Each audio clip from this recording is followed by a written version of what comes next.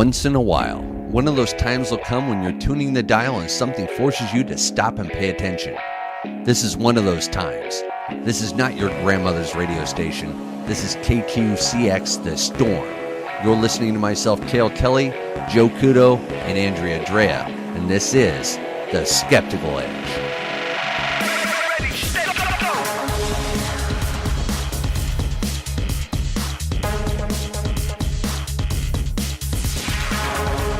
Welcome to the Skeptical Edge right here on KQCX The Storm. I am your host, Mr. Kale Kelly, and I'm joined by my beautiful partners, Andrea Drea and Joe Couto. What's happening? Yo. What's going on, man? What's up, Why do man? I have to be beautiful? Because you're always beautiful, Joe. Man, it was cold in that state last weekend. I'm so happy to be home. Oh, It wasn't that cold. it was cold, man. I had to fly from here to Denver. I'm so tired of the damn airport. Oh.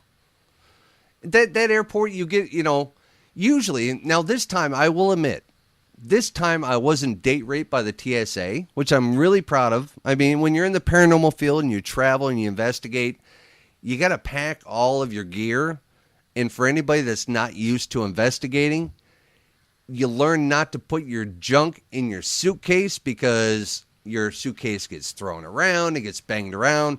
And what happens is, you think about this, so you think, well, I'll put my audio recorders in my socks, and I'll put my, I'll put my K2 meter, I'll put my EMF meters, I'll shove them in my shoes, and well, guess what?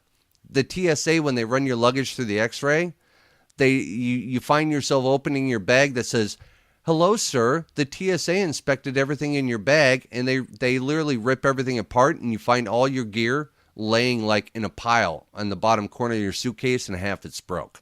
So you learn to start carrying your stuff on the plane. So here I got this backpack full of gear. So when I got to go up to the thing and, you take off your shoes, you take off your belt, you strip naked down to your thong, and you're standing there like all in your glory. And you're like, I think you might want to look through this bag. And they say, just go ahead and send it through. We'll see what happens. And this time it just came out the other end. I was like, wow, they didn't Really? need to date rape me. I was really happy. And usually at Denver, especially, when you fly in that airport, you find out, well, I'm at gate C18. I got to be at gate F18 in 15 minutes, and it's 2 miles away. So you're doing like an OJ through the airport trying to get there. Joe, you've been in Denver. You remember when we did the Stanley, and we were both sitting there, and my gate was here and yours was there? Yeah. Yeah, when I got off my plane, I was expecting to do the, the Harlem Shake and move butt through the airport real quick. Yeah. I got off, I looked at my thing, and I was like, okay, I got to be at gate C14. And I look up, and boom, there's C14. It's 2 gates away from mine. I was like, nice. Wow. Oh yeah, I didn't have to go take that little train anywhere? Oh no, I didn't have to. I had to walk 15 steps, sit down for 45 minutes, and talk to some crazy old woman, and I was good. Well, you were talking to some crazy old man on a plane. Oh, I talked to a lot of crazy When people. you landed in Milwaukee. Oh yeah, the Vietnam vet. Yeah, Dave and I are sitting at the airport. We see Kale coming over, and he's like talking to this old guy. And I'm like, oh, wow, Kale made a friend. He's a cool guy. He made made the flight go, though. I mean, really nice guy. We just got to talking, and, he's retired. I mean, you know what sparked that? I was on my phone because, I've been looking at buying a new bike. And so I'm sitting there looking at my phone while the plane's boarding. I'm looking at the Yamaha VMAX. I'm looking at this bike, that bike. And he goes, oh, you're into bikes. Like, yeah, I owned a lot of crotch rockets. I owned the GSXR 750, the Ninja 900. I own this. And he goes, I'm older now. I'm a retired cop. Served in Vietnam, Now I'm older. My wife passed away, and I bought myself a Harley. So we just got talking about bikes and stuff. And he was a really nice old guy, and he has a summer home in Wisconsin. Lives in Phoenix during the winter, and he goes back every 2-3 months to see his lady friend. Oh, bow chicka bow wow, yeah, and I guess his lady friend drives a Harley. So we just got into a great conversation talking to the other lady next to us. I couldn't tell you what her name was, but and we just had a great conversation all the way to from Denver to Milwaukee, so it was good. And then I get off and I see Joe there. Obviously, it's always good to see Joe. I always get happy, I see Joe. I'm like, brother, man. I give him a big hug, and he's like, oh boy. And he gets all stiff like a board. His arms are all on his sides. Okay, don't hug me anymore. I'm not a huggy person. I know. Yeah. But then unless you have boobs. So then everything's cool. I'm talking to Dave and Joe, and we're getting ready to drive 2 hours north to Kewanee, which is 20 minutes outside Green Bay. Yeah. And then we step outside the airport. Here I come from 75 degrees in beautiful Arizona. I step out of the airport, and I walk out of the double doors. And as soon as I clear the double doors, I go, oh, damn. And I turn around, I jump back, and Joe goes, what? I'm like, that's cold, man. And It was windy, too. He starts laughing. I'm like, God, man, that's cold. What was the temperature? It was like 20 degrees. See, now where I live, that would be t-shirt and shorts weather. Oh, you're crazy. Yeah. I'm from Alaska. I had jeans and a Xavier hoodie on. That was it. Oh, I was like, this is. Yeah, how can you deal with this? Oh, I love it. Oh yeah, so then we drive up to Kewanee. We're having a good time. We're having fun in the car. I mean, the guys, the crew's together, so we're goofing off, joking around. We got Travis in the car, camera guy. We got Dave. Trying to figure out where we're going to put everybody's gear. We're like cramming cases. And then it's like, oh, well, we're bringing Travis and he's got gear. I'm like, oh my gosh, Joe, where are we going to put all this stuff? But you should have seen, when I dropped Dave off back at the Brumder to get his vehicle, and you should have seen all the stuff he had in Tom's car. Oh, I don't doubt it. He had like 5 cases of equipment in Tom's car, plus tripods, plus a backpack. I'm like, oh my goodness. Yeah, anybody that doesn't know, Dave Olson is, Joe and I are filming a DVD series for hauntedhouses.com. So we travel around the United States. We film at different haunted locations around the country. And this particular episode is at the Kewanee Inn in Kewanee, Wisconsin, which is outside of Green Bay, right on the coast of Lake Michigan. Which, beautiful place, beautiful little town. I mean, quaint, all that stuff. But so we're driving up there, and all I see is this hard-blowing 40-mile-an-hour wind, and I see snow flurries going across the road. Joe's driving, and I'm like, whoa, dude, you need to slow down. There's ice all over the road. I'm like, what the hell? I mean, what am I? I'm sitting here. First of all, I'm thinking, who the hell is our director that wants to film in the middle of winter? Where's our B-roll? How am I supposed to do any outside shots with this? I feel like I'm traveling in the Arctic. Yeah. So yeah, and of course it's dark. I'm doing 80 down the road, and the road's nice and smooth, and then all of a sudden it starts getting all rough, and I'm like, oh, that's ice. Oh, I can see it on the road too because it kind of bleeds out into the road.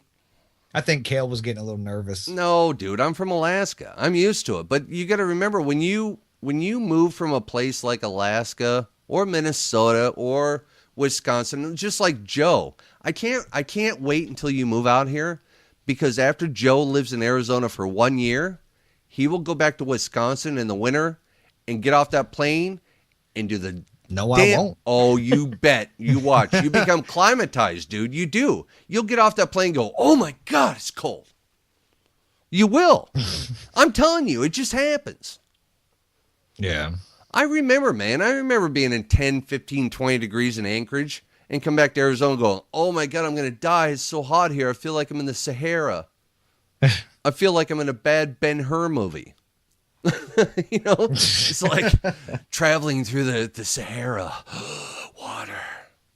But yeah, I don't know. You just become climatized. But I mean, it's all good. I mean, we got to Kewanee, beautiful place, amazing people. And then we decided, hey, check that out. There's the bar. So right next door. We decided we're going to go down there and have one beer. Joe and Travis and Dave and I. And so we go down there and we had a beer, and then we had another beer, and then we had a shot. Next thing you know, it was last call. And then next thing we know, we're hey, Kale, come over here. I was like, all right. Oh, see this guy? Yeah. Oh, this is the mayor. Oh, hi. How you doing? Oh, yeah. Well, we run the Kewanee Inn. I was like, No kidding. Well, yeah, the Quantian is bank owned, so we run the Quantian. So here's the mayor hands us these cards, his business cards. Right, Joe? Yeah. And what do they say? I don't remember. I I think on the back it says "Get out of jail free." Yeah. So has his name on the front. These cards is like, well, just in case you boys get in any trouble in town this weekend. Yeah, it says get out of jail free. Yeah. So anyway, great people, man. Meeting the mayor, it was delightful because the mayor's like, well, you know, we're sitting there. I'm talking to him in the bar, and I'm like, well, I hear there's this old morgue around the corner. Oh, yeah, it's right next door. Oh, there's John. He owns the morgue. Oh, yeah, I'll put in a call tomorrow. I'll get you in the morgue. Oh, And nice. he did. Oh, he did. I was like, what else we want to get into, Joe? I know. This is like the key to the city. Anything else you want to get into, let me know. So, yeah, it was pretty cold, and then we got out of the bar, and walking back to Quaney, and being an Arizona boy, I felt like somebody, you know, just jumped into an ice cold pool and got out. I'm a little cold, and I just happened to look down the street, and there's some sign out there that says 12:35 a.m. Current temperature -10. I was like, what? -10? Oh, hell no, man. I went inside. I was like, oh God. I was like, what the hell is this? -10, man. -10, Joe, really? That's not bad. What? Don't be That's a not sissy. bad. That's not bad. I've had -30 living up where I do. -10? Well, that's what you get for living up there. And I love it. I love every second of it. Yeah, I live in Arizona. I didn't show up with a parka and a dog sled team. I showed up with, you know, a hoodie and jeans and Doc Martens. I wasn't prepared for -10. I got no gloves. I mean, what it was a half a block back to the Kiwani. I get there and my ears are numb. I was literally sitting there like Spock touching the top of my ears. I can't feel the top of my ears, dude. I was like, oh, I can't feel my nose. It's cold. Oh. Yeah. So the Kiwani, what do you think, Joe? You know, I mean, as for the building itself, it's awesome. I mean, it's an awesome building. Got some nice history to it. As for like being there for the weekend, I don't know. I was a little iffy. I mean, because, you know, like a lot of these investigations go, you know, you don't have, you know, plates flying off shelves and all the stuff you see on TV. What? So that happens on every investigation, Joe. What are you talking about? Forgot. No, you know what? It was actually a really quiet weekend. It was. It was cool. I really liked the hotel. I'm just going to throw it out there because I don't want to ruin it because I'm kind of looking into it right now. But this is a 3-story turn of the century hotel. Beautiful hotel. Oh, yeah. 26 room. All updated bathrooms. Rooms are beautiful. Updated furnace. Water heater. Water softener. Full kitchen. Full dining room. Complete bar. Almost separate from the hotel. Yeah. Or I mean, a full-on bar. Beautiful, enormous lobby. All these different amenities for the whole hotel. And I'm sitting there talking to the mayor. I'm like, well, why is the hotel bank owned, you know? And, well, I think it was the mayor's wife. I can't remember her name, but I was talking to her, and she goes, well... Mary. So she's like, well, you know, the previous owner, he was having some financial problems, and he owned... I guess the guy went crazy, and he bought like 4 different businesses in the town and found himself over his head. So he decided, well, he ended up letting everything go. And so the last time that happened, they ended up closing the hotel. But when the new owner bought it, it ended up costing him over $8,000 to get the hotel up and running because the fryers in the kitchen were 2 feet deep in grease. And I mean, just to get everything back up and running, it cost him a fortune. So the bank decided, well, rather than just shut it down, why don't we keep it afloat, you know, as a running business? So people that are interested in buying it, you know, blah, blah, blah.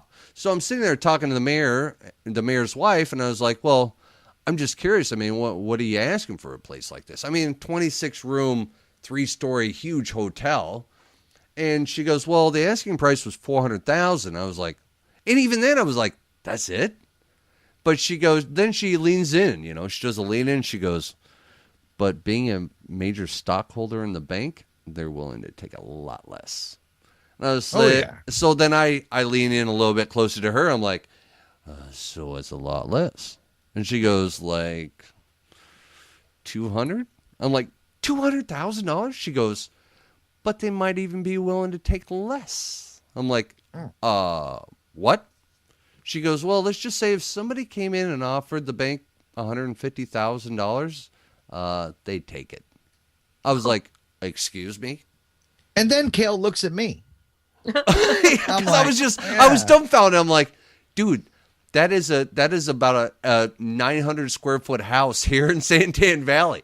150 grand. I can buy a 3-story, 26 room hotel with the bar, dining room, full kitchen, fully furnished, turnkey business for 150 grand right on Lake Michigan.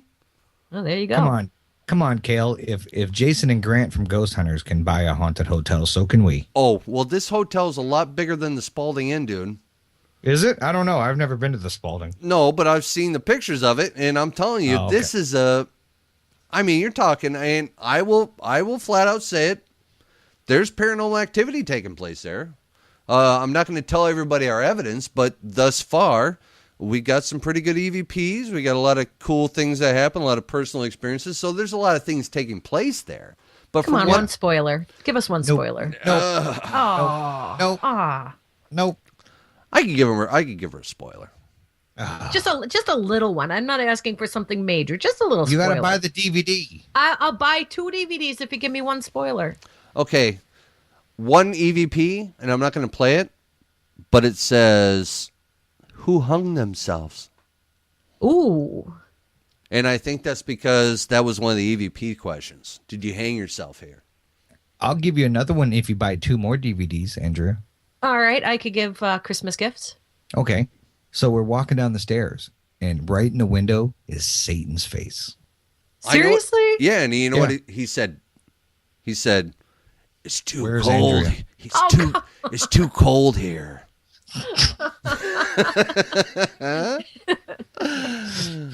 Because I think he was following me. That was a problem.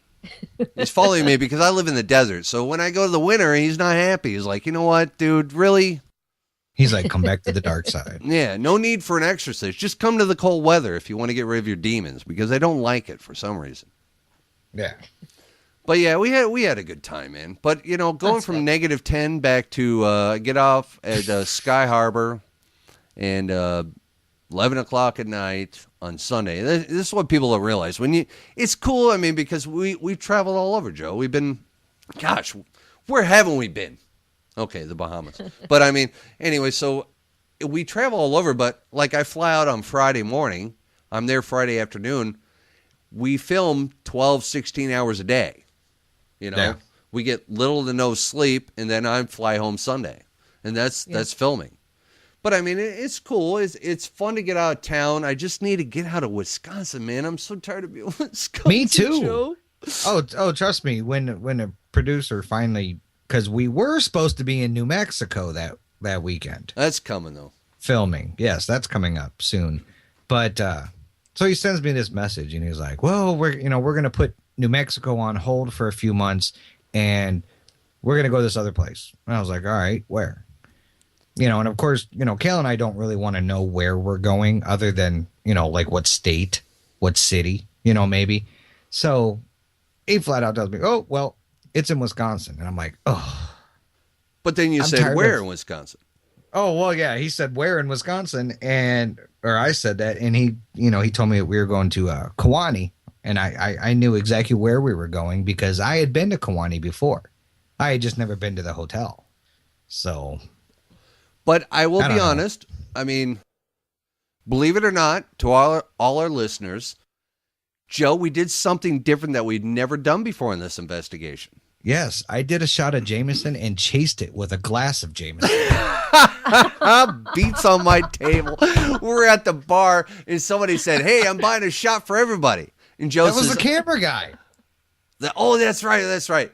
Yeah. So I'm like, well, I have a shot of vodka, whatever. Smirnoff, give me a shot of vodka. Joe goes, I'll have a shot of Jameson. But Joe's standing. No, he didn't tell. He just looked at me and he said, "Hey, let's do some shots." And I said, "Okay." Really twist my arm. So I walk up to the bar and I go, "What are we drinking?" And I see like 4 or 5 shot glasses on the bar, and they weren't like little shot glasses either. They were like doubles. And Yeah. so, and of course, I drink Jameson on the rocks, and that's what I had been sipping on all night. So I walk up to the bar and I see these shot glasses. I'm like, "Travis, what are we drinking?" And he doesn't even like look at me. He just looks at the bartender and says, "Give me 4 shots of Jameson." I was like, "Oh." And I had him change mine. Like, no, give me a shot of vodka. I'm not mixing. So then I look over at Joe, and Joe's sitting there. He's holding a shot of Jameson. Well, he's holding a rocks glass in his right hand that has Jameson in it. In his left hand, while the shot glass is still sitting on the bar, he's got his hand on the shot glass. And I just looked over at Joe and I said, "Dude, are you really going to chase down a shot of Jameson with the Jameson on the rocks?"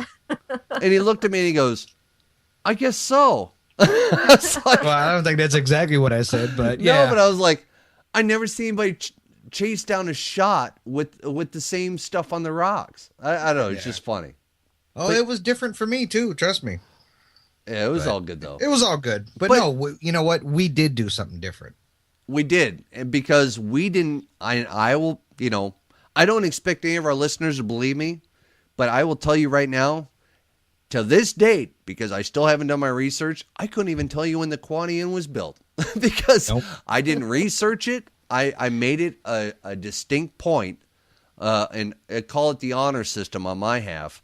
I said, you know what? I'm definitely going to go into this place completely blind. I don't want to know any of the details, any of the claims. I don't want to know anything about the place. I just want to show up and investigate and see what I find and what we gather in evidence, and then go back after we're done and then do all my research and take whatever we get and see if it adds up to any of the data that we have. And then maybe we got something. Absolutely. And, for the people out there listening, you watch these ghost hunting shows on TV and nobody does it that way. I mean, everyone, they get the little report of what the claims are, and that's what they go looking for. So Kale and I were like, well, you know what? If psychics go into a location, going in blind, not knowing any of the claims, why can't we? I agree. And that's what we did. And figured, you know what? Something different. And you know what? I like it better that way. I do too. It was kind of nerve-wracking because, the whole weekend we're walking around talking to these people, talking to those people, and they're like, "Oh yeah, and when I did, this happened," and I'm like, "La la la la." We did. We did a lot of that. The mayor's wife. Have you been up to room 310 yet? We have you booked to stay in room 310. And I was like, well, first of all, Andrea, we walk up. Joe and I, we usually crash in the same rooms, but they have like double beds. So we go up to the 3rd floor, and was Tom there? I think Tom was. Oh yeah. Tom was there, and he goes, "Well, this is your room." And I look in the room, and it looks like a teenage girl's room. It does. There's like a little teddy bear on the thing, and just a queen size bed. And I don't even think it was a queen size, was it? I don't know, but I stopped. I looked at Joe, and I just left my suitcase in the hallway and said, "Hold on, let me check this out." So I went over and I got on like the side of the bed, and I laid on my side, and I put a pillow next to me, and I snuggled it with my arm. I was like, "Joe, this is perfect for us, dude. I think we'll be great in this room." Everybody started laughing. I looked at Tom and said, "What else you got, dude? Because this ain't going to cut it." But the whole hotel, they emptied out the whole hotel for us that night. And they left all the room doors open. So directly across the hall, I just happened to glimpse over, and there's a room with 2 separate beds. And I said, you know what? We're staying in that room. Yeah, we're going across the hall. Yeah, thank you very much. But it did. I mean, it was like this little bed, and it had like this little white floofy little comforter on it with little lace around it. And I'm thinking, little doilies, and I was like, way. Oh yeah. I was like, yeah, no way. So anyway, she goes, "Well, let me tell you the claims." And I did the same thing. I put my fingers in my ear, went la la la la la la la la la, like a Zulu. I'm like, ay ay ay ay ay. It's like I don't want to know. I don't want to know. So it was pretty hard not to have, because everybody, they're like, "Oh, you're filming here this weekend? Oh, we stayed here in the la la la la la la la." People look at y'all weird, girl like, at the what the bar, hell? Some girl at the bar was telling me how she stayed there once, went back home, and at her house, things started happening. And then her cat got possessed. That's when I was like, you know what? I think my drink's empty. I think I need to go back inside because we were outside smoking. And I was like, I think my friends are calling me. My cat was possessed. Yeah. Oh, that's funny. But yeah, it was really hard not to, hear people's stories. I really wanted to because usually that's what it's all about, Yeah. But I mean, Joe's right. You watch any of the ghost shows and they're like, we're at blah, blah, blah. Back in 1856, 55 people killed themselves, hung themselves, gutted each other, ate each other, and cut each other's heads off. And let it, it's like, oh, dude, that creates a false positive on my end because now I have these preconceived notions that when I walk into that cell, knowing that somebody burned themselves alive in there, I might just feel uncomfortable in that room. Yeah. But if I don't know that, am I not setting myself up? You know what I mean? That's what I didn't want. I wanted to go in there raw, not knowing anything about the location, run all my gear, run all the equipment, do my thing, and then go home and see what I captured. Then do all my research, find all the history. If I find out that there's some woman named Mary that gutted 55 freaking raccoons in a room and her head spun around 15 times and she hung herself from a lantern or something, if I get her saying, I ate raccoons on an EVP, then I can go back and say, wow, that's pretty significant.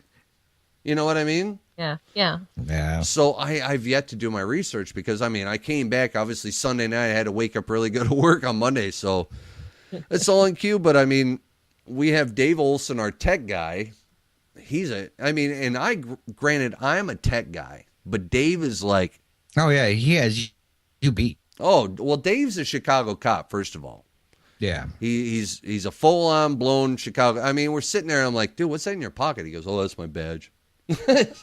Yeah. And then we're trying to close the trunk. We couldn't get the trunk closed. He goes, oh, let me move that bag. I'm like, well, what's in the bag? Oh, it's all my guns. It's like, oh, that's nice. We're bringing guns on a ghost investigation. Why not? We're going to kill the dead. I think he goes everywhere with his, to be honest with you. Well, most cops do. I got that. But it was just funny. I was sitting there. So, but no, Dave's like, oh, did I show you the FLIRs I bought? I was like, oh, you bought FLIRs? Oh, yeah, I bought 2 of them. And I'm looking at these, and they're like 14 grand a piece for FLIR thermal imaging cameras. Oh, this one I bought this one used. It came with an extra $3,500 lens. I got such a deal on it. And I'm sitting there thinking to myself, I'm like, dude, I know what cops make, man. I sold my Corvette, and I bought 2 FLIR imaging cameras. Yeah. I was like, what? I was like, you're hardcore, man. Dave shows up with cases and cases and Pelican cases. He makes every ghost show look bad. He does. Oh, yeah. He usually, we did, the first time I ever actually investigated with Dave and all his gear, we did the Congress Theater down in Chicago.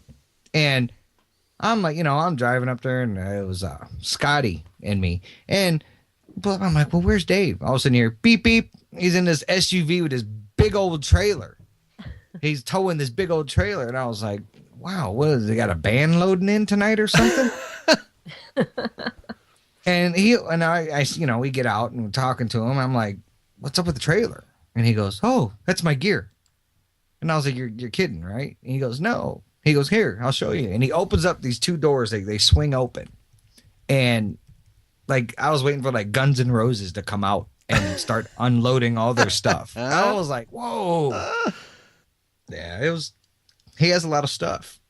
Oh. That's the best way I can say it. He has a lot of stuff, a lot of cameras, a lot of IR cameras, and hundreds and hundreds and hundreds of feet of cable.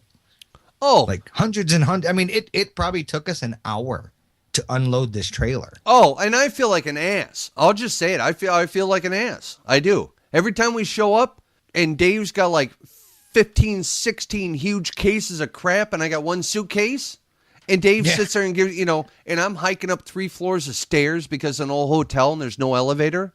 And Dave said, hey guys, you think you give me a hand taking this stuff up? And I'm like, oh. You're thinking, I'm like, man, You come brought on, dude. You're the tech guy. It's like, yeah. We need roadies for this stuff. I know. I'm like, yeah, I'll help you. I feel bad, man. I'm like, gosh.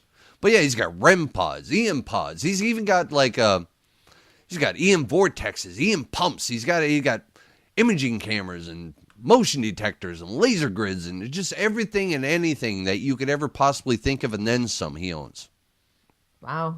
But see, this is what Joe and I set out to do with this DVD series. You know, you can get anybody to form a team across the country.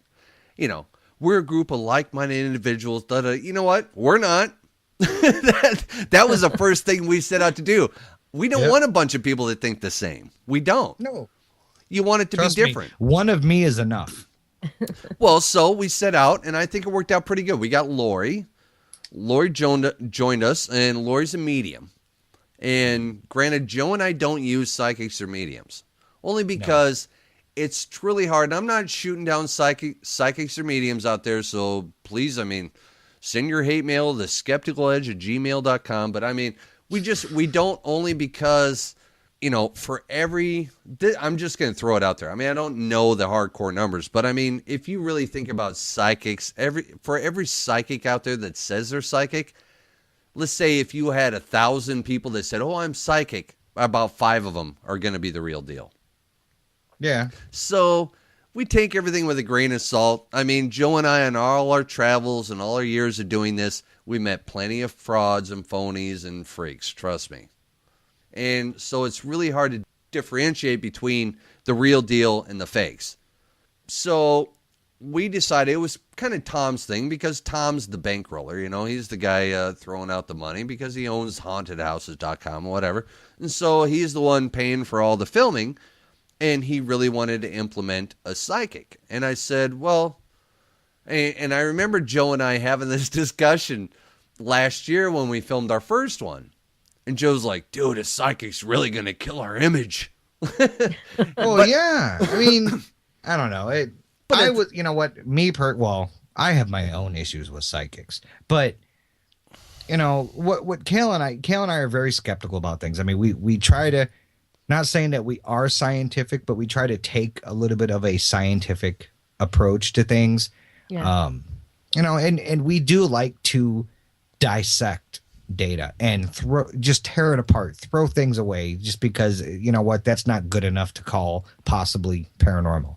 And then you bring a psychic into the mix, and no matter what you get, and this has been past times that this has happened, you might sit there and say, well, you know what, that EVP, it's not necessarily really clear. I really can't make out what they're saying. So I really can't say that it is paranormal. And then the psychic goes, oh no, but the spirit told me. And that's what the spirit told me it said. And it's like, okay. Well, I agree. So, yeah, I was a little leery. And then I met Lori at the Brumder Mansion. And I met her one time. Didn't really get to sit down and talk with her much. And then I seen her at another event that was being held there. And she kind of pulled me off to the side, and she was like, you know, Tom told me what you guys were doing with this and that, and that you guys are going to try to use a psychic. I would love to work with you guys. And I'm like, oh, here we go. But you know what? It turned out pretty good, actually. And Joe said, I know I'm sexy, but really. Well, yeah, you know, you don't have to tell me that the spirits told you I'm that. sexy and I know it. No, but I think that when I remember we were at the Brumder Mansion and we were discussing utilizing a psychic, and I said, wait a minute. Wait. Because Joe was getting all passionate. He's like, oh. I was like, oh, calm down. Just wait. This might not be a bad thing. And he said, what do you mean? I said, what if we separated ourselves from the psychic? What if we let the psychic do their own thing before us? Let them do their whole walkthrough, hoodoo, voodoo, whatever. I don't want to hear any of their claims. I don't want to hear their whole interview. I don't want to hear any of it. Then we do our thing separately. Then we all come together at the end, bring everything we have. You know, Joe, you and I bring our evidence, and we put it up face to face with what her claims are. And I said, that will either prove or disprove that psychic's abilities. And if we end up burying the psychic, well, then we'll get a different one for the next DVD. Exactly. But I We'll said, be like, next. that way we keep our side and we keep her side, and I think we cover a better demographic. I mean, it's hard to sit there and say, well, yeah, you know, I see a lot of that, you know, in this field. And I'm not being a braggart, but, you know, I've been in this field a long time, and this is what I think makes us a good team, is because I used to think I was a techie guy. So for me, Joe, I mean, I'm going to make a confession. It was a little hard to give up my techie kind of persona for Dave, because I was always the tech, you know, the technical manager. Every team I've been on, I've either been lead investigator or technical manager. And suddenly I got this guy showing up with all this gear that made me look like less of a man. You know, it's like, okay, I'll go home with my ball now. You know, you got a bigger ball than me. But I was like, you know what? Maybe it's time I do that. So I stepped aside and I said, you know what? Dave's got the tech side. Dave's a cop. Not only does he have the tech side, he's got a clear head. He's well-trained in investigative skills. He can tell when somebody's lying. You know what I mean? Oh, yeah. He's going to be more apt to go through his evidence more so than the average. Well, Joe, what's your word? Goat nut? Goat nut. So there you go. So, well, yeah, because after the first night, you know, of course, you know, I come down into the dining room Saturday morning, nice and early. And of course, I've got coffee in one hand and a Monster in the other. And I am just exhausted. I'm walking in there. There's Dave sitting at a table in this huge dining room. All these tables around him. He's sitting at a table with a laptop and headphones on. And I'm like, dude, what are you doing? Oh, dude, check this out. I'm like, what? He goes, I think I caught something. And I'm wait, like, wait. Kidding me. Hold on. Let me get at least one cup of coffee down before you start hitting me with all this. I don't know what the hell is up with Dave. I don't. I come downstairs. I'm half awake. I'm half frozen.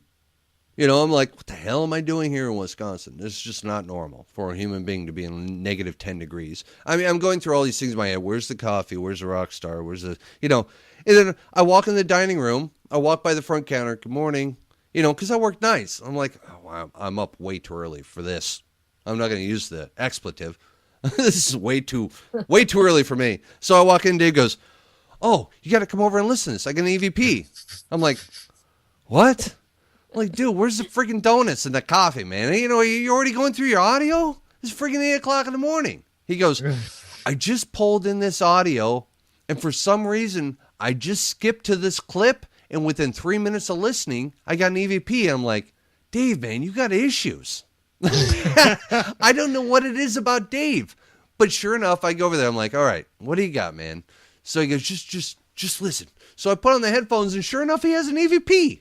I'm like, I was like, out of 2 hours of audio there, you just happen to skim to that one section, and you listen for 5 minutes, and you pick that up. And he goes, yeah. And I'm like, you're definitely our tech guy. I don't know what's with you, with your mad skill set you got going on there, your voodoo hoodoo, but there's just something weird there.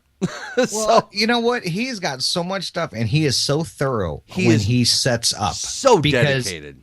I went up to the third floor. Oh, yeah, teddy bears and stuff all over it. I was like, oh, yeah, Saturday night. He had little stuffed animals out in the hallway with like 6 cameras trained on each one and EM pumps laser and grids. I thought vortexes. It was, honestly, going up the stairs, I thought I was going to have to pull one of them. What was that movie with Catherine Zeta-Jones where she's the thief? And remember where she's like doing like that little crawl thing, which I mean, that was the only, the only reason why I watched that movie. You could never get through his trap scene. It's like, yeah, it's like you remember The Golden Child? I have to get the knife. You remember with Eddie Murphy? Yeah. Like the obstacle course with lasers and stuff. Yeah. You can't imagine, like, it's worse than trying to break into a bank. With laser grid, the little things are going off. As soon as you hit the top of this, as soon as I went upstairs to get a new battery for my camcorder because I knew I left my spare battery up in the room. I walk up to the top of the stairs, and as soon as I get to the top of the stairs, whoa, freaking full spectrum camera looking at me right in the face. I'm like, hello, big brother. I turn the corners like lasers. I'm starting to think I need to start doing somersaults, stick myself to the wall, and then like cartwheel over laser grids. And it's like, what the hell's going on up here, man? And all the way through that, I'm like, it's just me. It's just me. That was me that made that noise. Yeah, it was me that crossed the laser grid. I broke your beam. I'm sorry. Oh, the teddy bear's right there. Oh, and I get in the room like, holy smokes.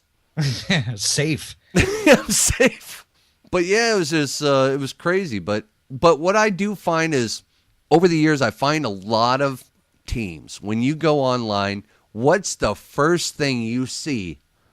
Now, I challenge everybody out there in our listening world, between us, like a little secret. You want to see how good your team is? Really, shh, listen. The next team that you want to call in that says we're a scientifically based team, say, as soon as they show up, say, hey, what's the scientific method? See what they say. They'll be like, I know we're a scientifically based team, but, I mean, it's just, it's our gear and all. I mean, it's scientific gear. We don't know what half of it means or what it does or how to use it properly, but I mean, But it looks good on TV. So we're scientifically based. We're a scientific team. But yeah, in order to do an actual... Now, I'm going to go from memory here, so I got to think. Let's see. I'm going to rub my temple. So the scientific method is, first of all, you have to ask a question. Then you have to do background research. Third is you got to construct a hypothesis, which is an educated guess. Then you have to test your hypothesis by doing experiments. Then you have to analyze your data and draw conclusions. Then you have to communicate your results. So in order to do a scientifically based investigation, you would have to do it under several different, everything. I mean, my brain's about to explode. But it's if I went up to... But these teams won't do it in one night. Oh, no, dude. You know what? My last team, I actually got a hold of the U of A. Gary Schwartz down at the U of A, the parapsychology department. And he heads up the department and he said, I would be happy to engage your team in a scientifically based investigation. But it's going to take place over several months. There's going to be lots of data. We're going to have to record different things. We're going to have to do investigations under all kinds of different conditions. I mean, you're talking doing an investigation at the same place 15, 20, 30 times under different moon phases, different temperatures, different everything. You know what I mean? How do you do that? It's impossible in this field. It's just impossible to do a scientifically based investigation. So I guess I get tired of seeing teams that say we're scientifically based because it's just not real. It's not. I agree. You're not a scientific... I mean, if you want to call the equipment you use scientifically based, well, sure, you're using some high dollar equipment, but I'd love to sit down with somebody and say, please explain to me exactly how that EMF meter works, because a lot of people can't, and I see a lot of that on TV. I'll just drop the bomb. Ghost hunters. I know how it works. Next time you watch Ghost Hunters, you ask a question, and when the spirit's going to answer, it makes the lights move. There you go. That's how it works, folks. But one thing I will engage everybody to do: next time you're walking around a house, don't carry your EMF meter. And as you're walking, say, 0.8, 0.9, 1.2, 2.3, da-da-da. Stop. Stop and stand there for about 10 seconds and watch your meter go from 1.2 to 0.950. Just stop yourself every 20 seconds, because as you're walking around, that meter's going to pick up on the ambient EMF in the atmosphere. So to do an accurate reading with an EMF meter, you got to go from location to location. You got to stand there for about 10, 15 seconds, let it settle down. I see a lot of that on TV. I don't know. I get frustrated. Well, and you know what? And that's because it's TV. It has to be, something has to be going on at all times for TV, because people are not, a lot of people are not going to sit there and watch what we really do. I mean, they're just not, because it's boring. It's like paint your house and then watch it dry. You know, it's just there's nothing to it unless you do get some kind of experience, something door closing or whatever. But the odds on that happening, yeah. So for these people that are like, oh, paranormal sounds so cool, I want to get involved. Don't do it for the excitement, because there really isn't any. I have to divulge this, Joe. Uh-oh. Yeah, you remember that time when you were in your short shorts and? Oh, no, not that story. What am I thinking? Oh. Anyway, no. So here we are. We're in the dining room, off the main lobby, and there's a stairway that goes down in the basement. And so here I am. I'm with the psychic. I'm thinking, oh, how's this gonna go? I'm gonna walk down through the basement with the psychic. I'm gonna pick up on her. She's gonna tell me everything's going on. I'm so excited. So I got the thermal in my hand, and I'm like, yeah, whatever. We're gonna go down there. We're filming. We got Travis following us with the camera, and so you walk down the stairs, and directly, to the left is a big open room. That's where the washers and dryers are, where they do all the laundry for the hotel. But directly ahead is a small room. And that was like the maintenance room. There's little hammers and screwdrivers and stuff, where the fix-it guy's room is. The maintenance guy's room. So we walk in there, and there's a toaster there. You can tell there's some guy that did maintenance in the hotel, and he hung out in there. So we walk in there, and granted, it's dark in the basement, dude. There's no windows down there, right? Yeah. So I got the light turned on, and I'm standing there, and we got Travis in there, and I'm standing next to Lori, the medium. And Joe, I'm looking straight ahead. As soon as I walk in this room, I'm looking, as soon as you walk in this room, there's about a 3-foot wide by 8-foot long kind of workbench. And I'm sitting there thinking, okay, where, come on, you and I'm thinking I got this gear. Where am I going to put my audio recorder? I'm just running these things through my head. So I walk in this room. Out of my left eye, I literally see something white just move about 3 feet. And I immediately turn my head thinking, what the hell was that? And I immediately, being a skeptic, I see this toaster kind of sitting on a workbench. A metal toaster, stainless steel, whatever. And I thought, that must have been a reflection for something. But then all of a sudden I get that crazy electrical chill feeling go through me. Like, I was like, oh boy. And the only time I ever felt that is like certain times on investigations. And here's Lori right next to me. I don't say anything about it. I just keep my mouth shut. You hear me on my audio, Kawani in the basement, audio running. I'm here with Lori, myself, Travis, cameraman, and I don't think Tom was there at the time. But so I put my my audio recorder down, and suddenly Lori flat out says, "There's a man that just walked into the room," and I'm standing right next to her. I'm actually excited for this DVD to come out so I can see it because I had this personal experience, right? And you're talking it's probably 16 feet by 16 feet room. And I said, okay.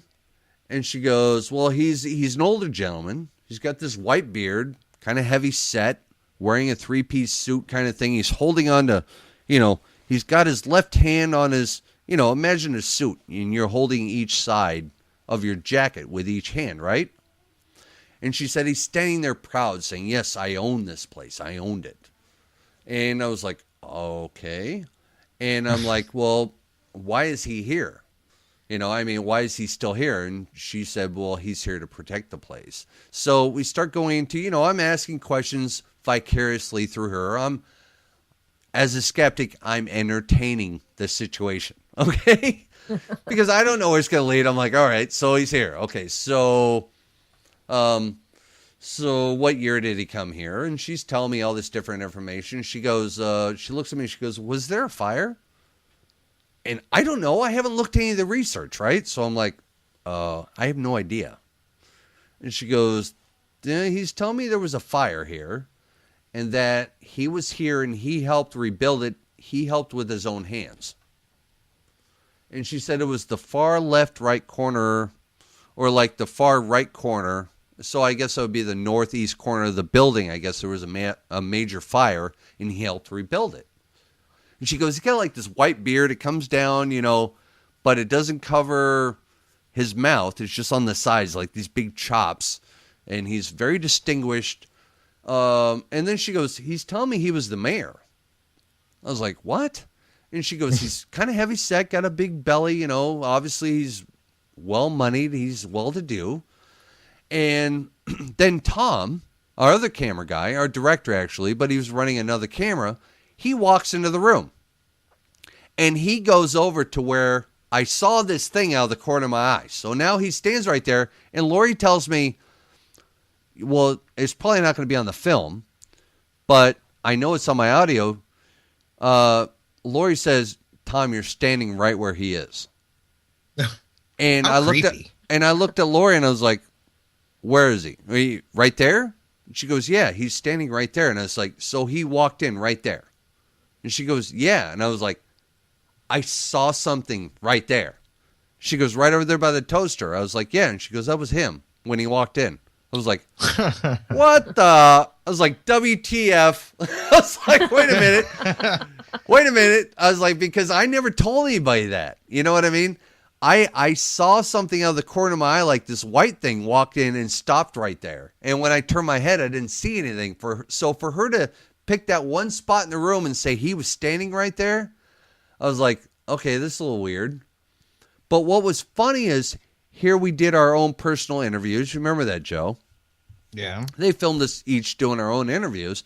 And halfway through my interview, Tom's filming me. Travis is filming me. And we're doing like a Q&A kind of interview about me, you, whatever. Well, I'm sitting there and Lori's off to the side. And suddenly I see her. She looks at me. Out of the corner of my eye, I see her look at me, and she takes her hand and does like the cut throat kind of move. And I'm thinking, what the hell is she doing? And all of a sudden, all the cameras went dead. Oh. Dude, ask Tom about that. All the camera equipment went, just stopped.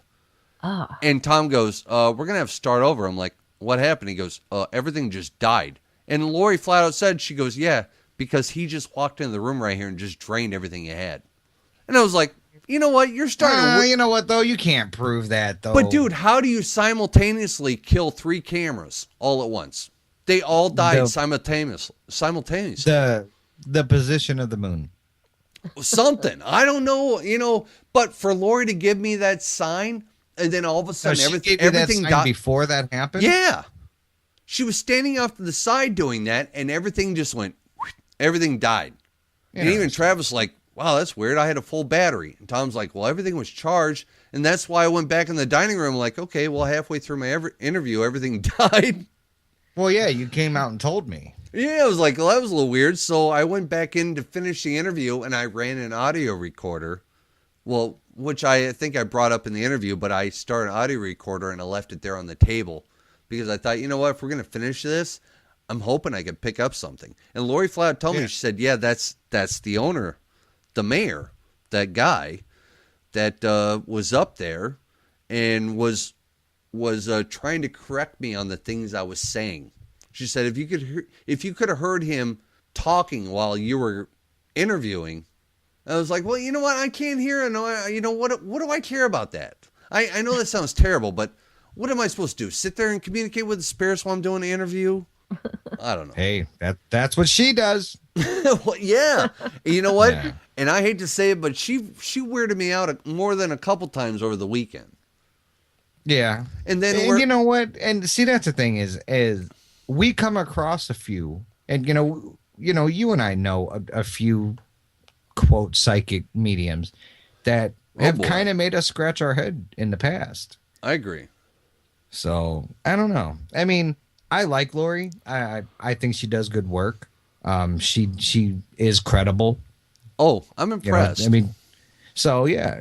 I'm kind of curious to see how this one turns out, and I have a feeling we're going to be using Lori on the next ones also. I agree. Well, when I'm sitting there trying to eat pizza and down a long table, and everybody's talking back and forth across the table. Everybody finished their pizza, so there was this empty like metal pizza pan sitting there. And I look down the table and I see Lori looking at me like that kind of sexy-eyed look, but not like she's like concentrating on me. I immediately, didn't I, Joe? I picked up the pan and held it in front of my face like a shield. And I said, and we're like, what is he doing? I yelled down the table and said, quit reading me. It's like, I know you're trying to read me down there. I got my, where's the tinfoil?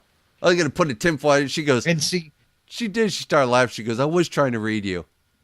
Yeah. How and did you know what? know? That's how I can tell. I mean, and this is just for me. When I meet a psychic or whatever, and they talk about giving me a reading, any psychic that comes up to me and says, "Oh yeah, I can give you a reading," like it's no biggie, I don't believe them. The ones that impress me are the ones that look at me for about a minute and go, "Ooh, are you sure you want to do this?" That's how I know. Yeah, well, she told me some stuff later on that evening, and obviously I'm not going to get into that on the air tonight, but she just tried calling us before we got on air, so I'm thinking she wants to finish my reading. I don't know. Anyway, so, all right, well, you know what? Let's take a break, and then when we come back, we'll get back into it. What do you think? Sounds good to me. All right. Listen to Skeptical Edge right here in KQCX, The Storm with Joe, Andrea, and myself, and we'll be right back. Kale and Joe will be right back. They have some unfinished business to tend to.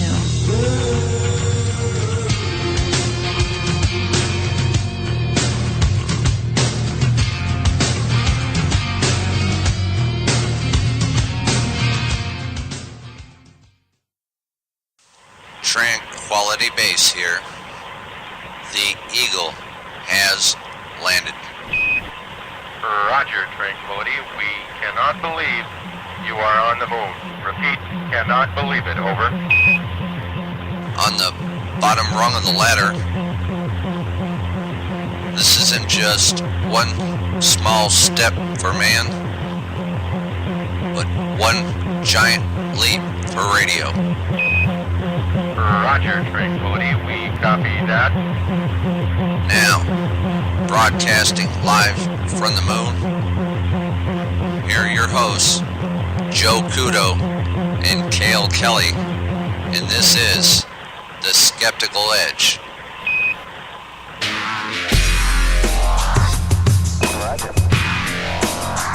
You got it. Welcome back to KQCX's Storm, and this is The Skeptical Edge. And joining us is Mr. Dave Olson with Chicago Paranormal Investigators. What's happening, brother? Hey, guys, what's going on? What's up, going on, man? Dave? Gosh, it's been so long since I've seen you. What has it been, like a week? Yeah. Yep, about a week. Well, for Good anybody... times, though, man. Oh, absolutely. For anybody that's listening, Andrea won't be joining us this hour. She's coming down with the sickness, Joe, the sickness. Yeah. She is down with the sickness. So she's going to sit out this hour, and she'll be back next hour. But anyway, so Dave, for anybody listening, Joe and I, we went up to Milwaukee last week, up by Kewanee, and we filmed at the Kewanee Inn. And Dave is one of our partners on this DVD series, and he is our tech guy, and he is also a Chicago cop. So, Dave, tell us about yourself, buddy. Well, I've been a police officer for about 21 years. Got into the paranormal in about 2008. Was curious ever since a kid. You know, a couple minor things happened that kind of piqued my curiosity. And about 2008, I think I bought my first voice recorder and maybe a meter. And once I got my first DVP, I thought it was so great that I started investing money in equipment the end of 2008 into 2009, and here I am now. Nice. Well, that's right. And now all he has is a voice recorder and 1 meter.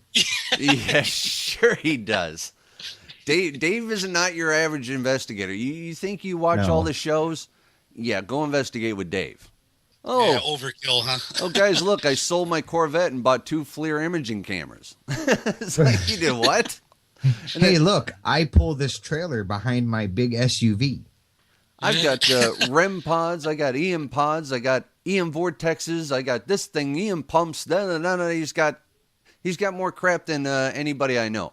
But I mean, it's cool because not necessarily we don't necessarily use it all, but we have like a smorgasbord of different equipment we can choose from and try out, which I really enjoy doing. Yeah, me too. Yeah. I mean, and I'll say this right now, Dave, you have more stuff than I have ever seen on any TV show. I mean, you do. I mean, I think the first time we actually really investigated together, we were at the Congress Theater in Chicago. And Dave pulled. Oh, I know. That was an awesome place. And we went there right after they had like some big party the night before. So there was like paper and all kinds of stuff all over the floor.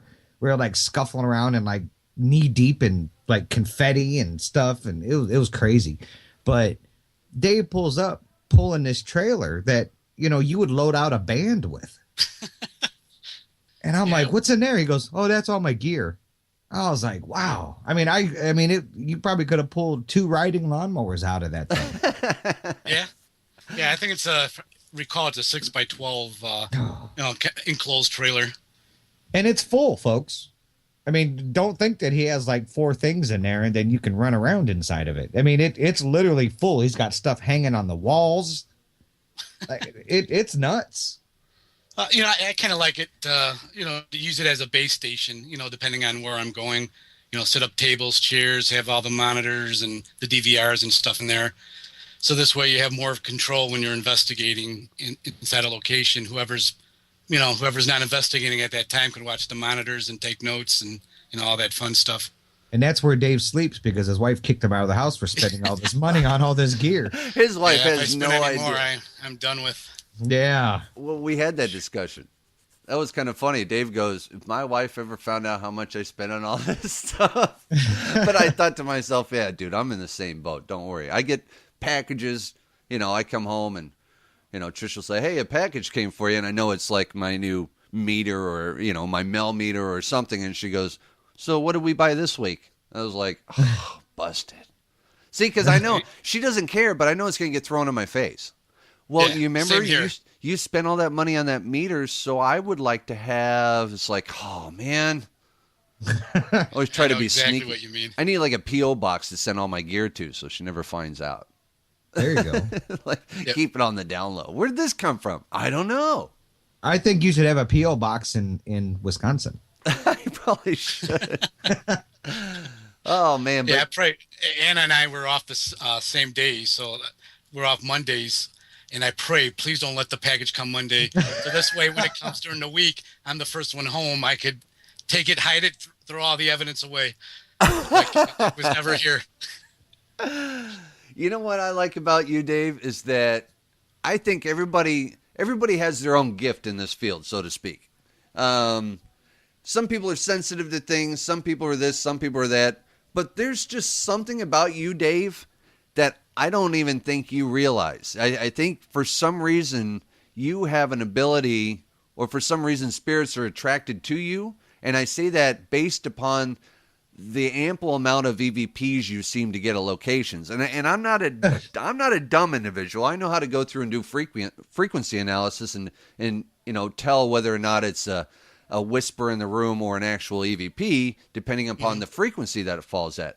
But I'm sitting there. I wake up. I'm half awake. We got 4 hours sleep, Joe? Friday night, something like that. Yeah. I wake up.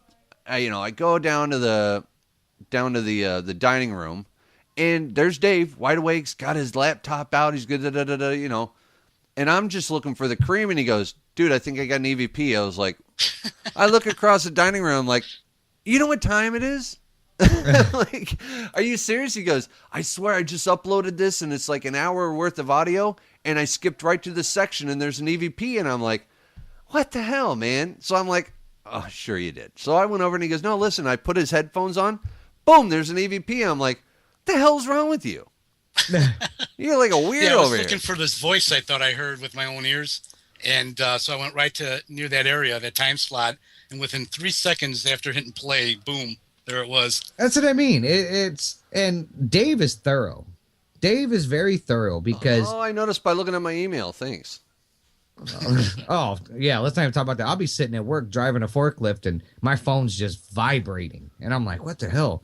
And I look and there's 3 more emails from Dave, just Dave Olson. Hey, check this out. We were on this level. And I'm like, oh my, I mean, I literally have probably more than a dozen right now emails from Dave that I have to go through and listen to tonight. And you got 3 more on its way as soon as we hang up. Yeah, we're sitting there talking to Dave, and he's like, "Oh yeah, I got 3 more ready for you." And then, hold on, that's not all he said. He said, I'm only a quarter of the way through. Yeah, Honestly, I haven't even touched the voice recorders yet. This is all from audio from the camera, from the mics. Unbelievable. And go ahead, Joe. Dave's the Ghost Whisperer. Ghost Whisperer. That's your new nickname. He's the something. He is. I mean, we used to make fun of people, They go on investigations. I got 25 EVPs. And I'm like, yeah, okay, sure you did. Because, I mean, I've been investigating for 13 years, man. I'll go sit in a place. I'll be lucky. On my best cologne day, I would probably get 4, 5. And that was if the place was really off the hook. And then here's Dave. Oh, no, I got about 20. I'm like, what? No. And I mean, granted, now maybe half of those can be explained away. Some of them. But some of them are crystal clear. I some mean, of them Class are. A. Oh, you know what, Dave? And I'm not going to give it away on the air, but Dave sent me one, and there's one, and just so that way Dave knows which one I'm talking about. You can say it. I mean, we're not going to sit here and discuss all 25 of them, but I mean, just tell it. I don't think we have time for that. But no, okay. Dave sent me one, and I was kind of leery about it at first, but on the camera, Dave's walking down the hall where he set up his trap on the 3rd floor. It's like a maze, huh? Yeah, that is funny. Dave's walking down the hallway, and he makes a right to leave, to go back down the stairs or wherever he's going. And as soon as he turns the corner and you don't see Dave anymore, you literally hear this whispered voice say, "Don't leave." Yep. I was like, I had to play it back probably like 10 times because I was like, there is no way. And there it is. Now, I'm not the frequency buff like Kale is, so I'm waiting for Kale to tear it up. But I was like, wow. And it's not like you have to sit there and take all the noise out of it and amplify this and all that. You can just hear it. Oh, yeah. And that was strictly captured by the hallway camcorder that we had rolling. Was that one of the 6 that you had going just on one floor? Yeah. at one point, because, Kale and I are being the little divas that we are, and we're walking around the hotel. Dave's up there working. He's setting up stuff. I mean, Dave's got all this equipment. Well, we were doing a lot of walking around and trying to figure out where to film. I mean, there's a lot of thought that goes into that. You know what I mean? Where do you want to start? And at one point, I walk up the stairs, and Dave's like, hey, stand right there. Walk up and down the stairs real quick. I want to see if I got... And I'm like, what? So I'm sitting there moving around at the top of the stairs. Dave's like, all right, everything's good. I look and he's messing with a full spectrum camera. I'm like, oh, okay. Dave's setting up a camera on the stairs. Then I look to my right. He's got one on the other end of the hallway. And I come around the corner. He's got like another one there. He's got stuffed animals all through the hallway on the floor. I'm like, wow. Geophones and laser grids. You ever watch those movies where the plane's coming in for a landing at the airport at night and all the lights are blinking? Yeah, that's what it is. I went up to the 3rd floor too, Joe, to get my audio recorder. I'm like, oh, where's my RTVP? So I ran upstairs. I no sooner I get to the top of the stairs, there's a camera looking at me right in the face. Boom! I'm like, oh, hello. I turn the corner, there's another one. I mean, if you were a ghost, God help you, because you won't be getting away with any sneaky action up there. Nope. He's got like every inch covered. This way I can see where people are when I do get voices or something's happening. It's because you're a sneaky... see if anyone's, on that floor. It's because you're a sneaky cop, that's why. Yeah, exactly. See, that's what it... Well, hey, you know what, though? That is a great idea, and a lot of people don't do that. Exactly. I mean, and I've been sent, I've been sent footage before. I've been sent audio where, they're like, oh, hey, we got this talking on this floor. Nobody was up there. Well, how do I know no one was up there? Well, guess what, folks? Dave has it covered, because I can sit there and say, Dave, how do you know no one wasn't up there? Well, hell, he's got 6 different camera angles going. Yeah, before I sent you the clips, I made sure I went to each camera, made sure no one was coming up the stairs. You know, no one was on the other side of the hallway. So I'm like 99% sure that the EVPs I sent you, there was no one on that third floor. So there you go. TV networks, take some notes from Dave. Or take Dave. Just bring Or him back. take Dave. Just bring him. Yeah, bring him back so we can use him. Just don't forget his two good-looking co-stars. There you go. He's ours first. No, but Yeah. what I really enjoy about Dave is you know, it's like we did the Brumder Mansion. And the Brumder Mansion in Milwaukee was it was a mob-owned house, you know, owned by Sam Hick. It was a speakeasy, all that stuff. And it's not just the Brumder, but Dave I wouldn't even consider it provoking so much. Provoking is running around, you better talk to us, and we're gonna send you to the fourth level of hell. You know, nah, we don't do any of that. But Dave came up with this great idea, and he was telling us a story how he's got the handcuffs out. And he's clicking them, you know, and then they flip around. He clicks them again. He says, "Yep, my boys are coming for you. We're gonna take you down." And then right about that moment, just by coincidence, like an ambulance or a fire truck is coming down the street outside, and you can hear the siren. He goes, "There they are. They're coming." You hear them coming, and boom, you got a great EVP. I don't think we could say what it says on air, but it was pretty nasty. I think that's the first time I ever had swear words. See, I've never been cussed out, at least not by the dead. I've never been cussed out either. Yeah, I've never had my name called. I have. At least not by the dead. You know, I don't know, Dave. You're stuck with us, man. We're going everywhere you go from now on. We're going to do an EVP show. The Brumder, man. I tell you, the Brumder, each time so far, using the ghost box, spirit box, whatever you want to call it, it's my full name, not just my first name, but my last name too. Yeah. It's kind of freaky.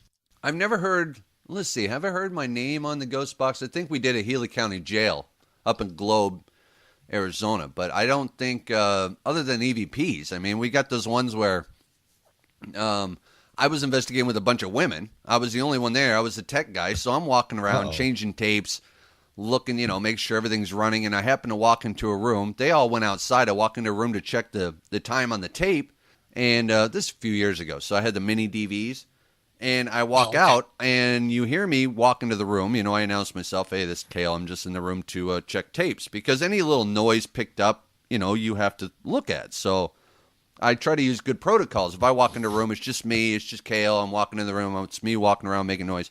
And I'm sitting there, and all of a sudden on the audio, you hear, "We're going home with Kale." And I was like, yeah, well, I didn't hear that till later, actually. My wife was laying in bed. Well, I'm kind of sitting up in bed. You know, I got my laptop on my lap, and I usually pull up a Word doc, and I'll just start 00, audio start. And as I'm going through there, anything that I think is suspicious, I'll just note it, but I'll keep going. You know what I mean? Because if you keep going back and forth, and it takes forever. So if I hear something, I'll put 2315 anomaly, and then I'll just keep going. And all of a sudden, my wife says, "Hey, you want to listen to this?" So I hit pause on my audio recorder. I said, "What do you got?" And she's smiling at me with this grin. And I was like, "What?" And she plays it and says, "We're going home with Kale." You know how bad that makes you feel? I mean, because you sit up in bed and you look around your room and you're like, that's not cool. Yeah, Oh, exactly. yeah. And when you say we, how many of we are there? You know, because it's a little after the fact. Now I'm home. And I think that was the point where I started saying, I got to start listening live, because had I heard that, I'd be like, oh, no, you are not. But, yeah, I never noticed anything significant around my house. I mean, we had a couple little things going on here and there. Just like the other night, my daughter calls me at work at midnight, and I'm like, "What are you doing up?" She goes, "Well, I was on my laptop working on my DeviantArt." I guess she draws little things on some page or whatever. And she goes, "The kitchen chair just slid about 2 inches across the floor." And I was like, "What?" And I guess Trish told me too. She heard it go, "Er." And they both kind of looked around and was like, "What the heck?" But I guess it's happened a couple times now. So Earthquake.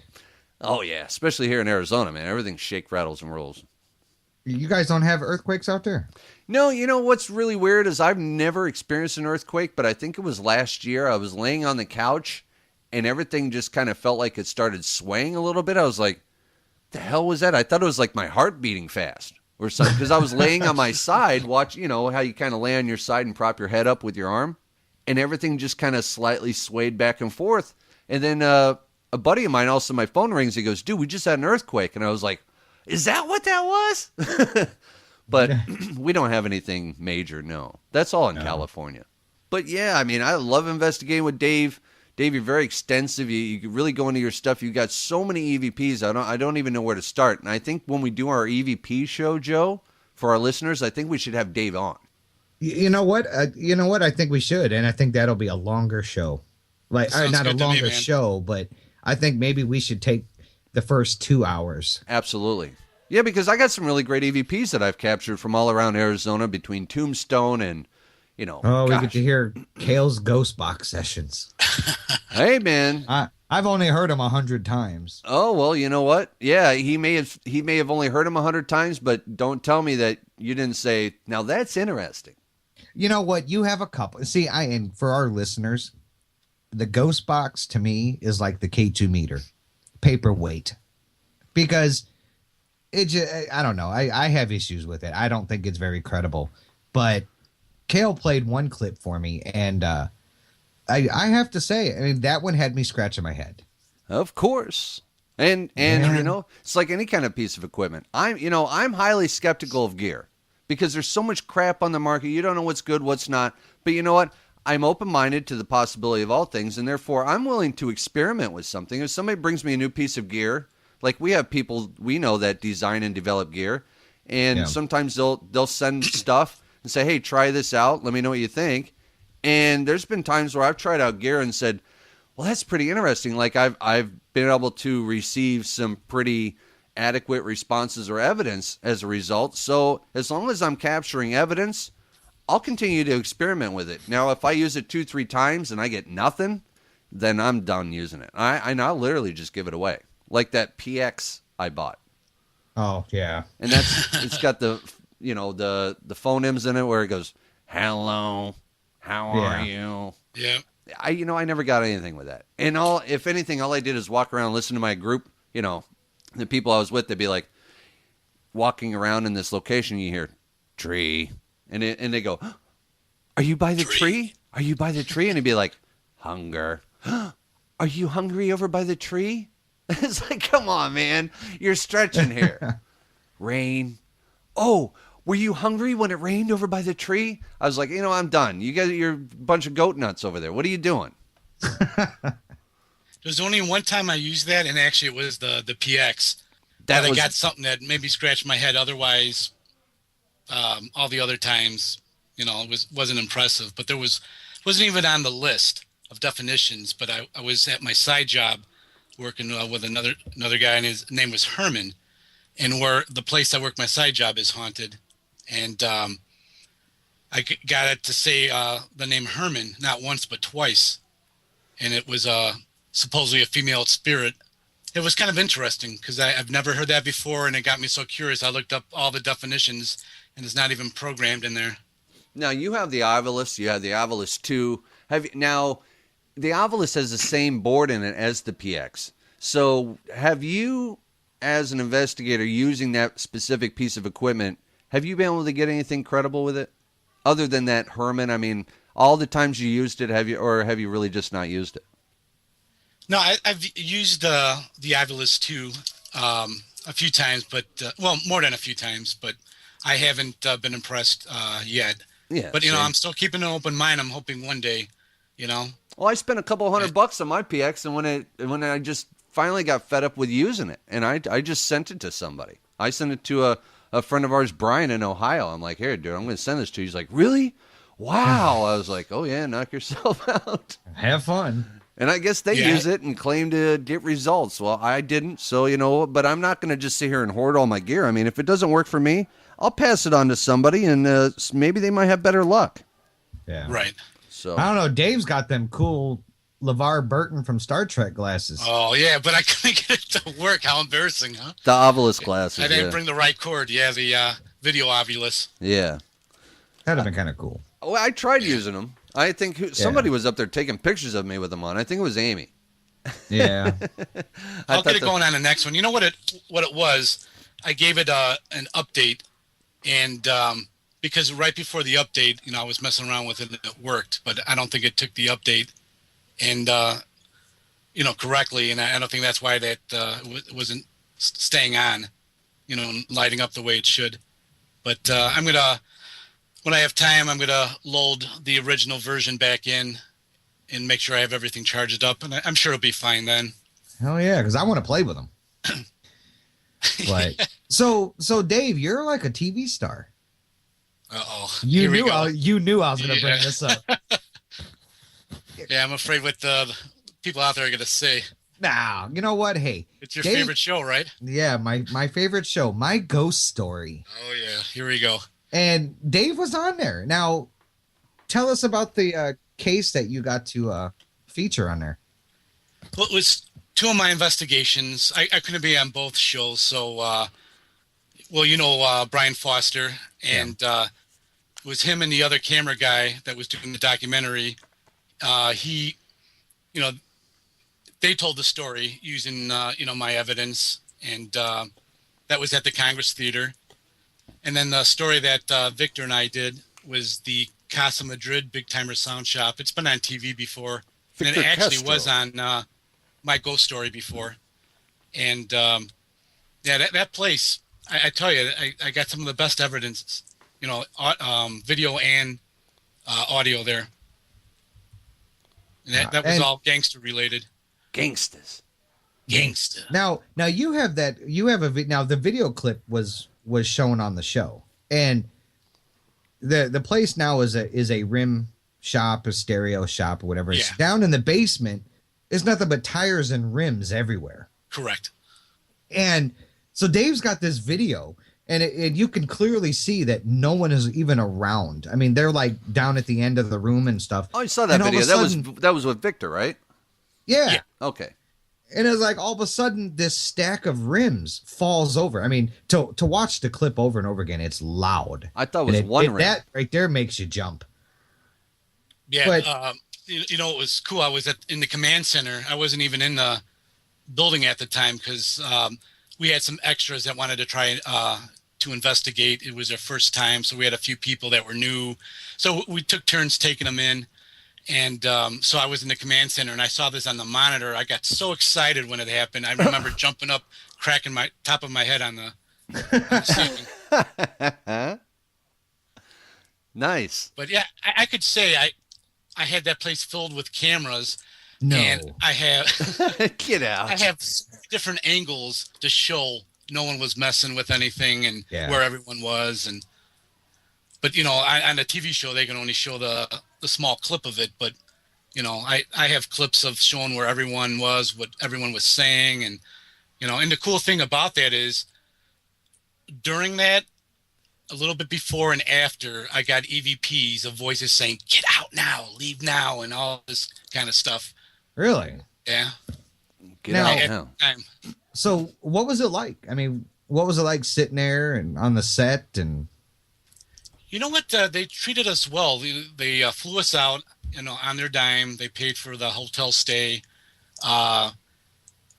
Some spending money like for food or whatever we wanted to do for the day, and picked us up from the airport. It was cool. The with studio. a limo? No, Oh. an not- employee in his. It's not Oprah, dude.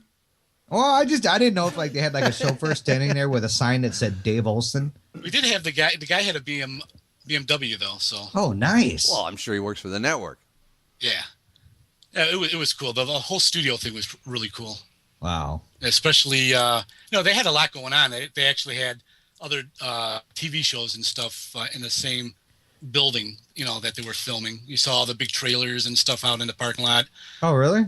Yeah, so we had to be quiet walking through some areas, but yeah, the whole thing was cool. Very good experience. Nobody Wow. picked me up in a BMW when I went on Ghost Hunters or Ghost Adventures. What the heck? Yeah, I'm jealous of that. I would have loved to have been on that. Yeah, it was a lot of fun. Me too. Joe. Yeah, anybody listening, you can watch my episode. I think it's on YouTube. It was Ghost Adventures Vulture Mine. Just type that into YouTube. Ghost Adventures Vulture Mine. You'll see my big ugly mug on there. And that's right here in Arizona. See, I'm just surrounded by TV stars. Up in Wickenburg. There's a guy, a film guy that wants to do a documentary, maybe wants to make a movie. And he, on our next investigation, which is Saturday, March 23rd, at a private residence, he's going to bring some equipment and test it out and see what activity's going on in there. And then if it's enough, he might be doing a documentary and, if he gets enough stuff, maybe make a film on it. There you go, Joe. You're local. Yeah. Well, he's a skeptic, isn't he? The film guy? Yeah. No, he seemed to. Oh, okay. I could have sworn you would tell me he was like a skeptic or something, but yeah, maybe not. That might be. There's someone else talking about doing that too, so he might be the guy that's a little more. Oh, hey, anytime you want to get the gang together, man, let me know. I'm a hop, skip, and jump from O'Hare. I'll fly into Chicago for that. Oh yeah. I'm going to see what this guy's all about, and then because he actually wants to do more like if he can a movie, almost like how what's that movie? Paranormal. Oh boy. But he does, he wants everything live footage, live, real time evidence and stuff like that. And it's hard to find a place that has like poltergeist type activity, which, stuff flying around. You think? I thought that was every place. What are you talking Call about? up Sci-Fi. They have all kinds of locations. But yeah, he saw, I already interviewed the people that live there, sent them all the clips, and he seemed very interested. So he's going to come to that and, like I said, test some equipment and see if he wants to move forward, at that place or find another place. But if it sounds promising, I could let you guys know. So absolutely. So Dave, actually, Kale and I actually have an idea for not a documentary. I mean, we have an idea for that too. But Kale and I have actually tossed around the idea for an actual movie. Oh yeah.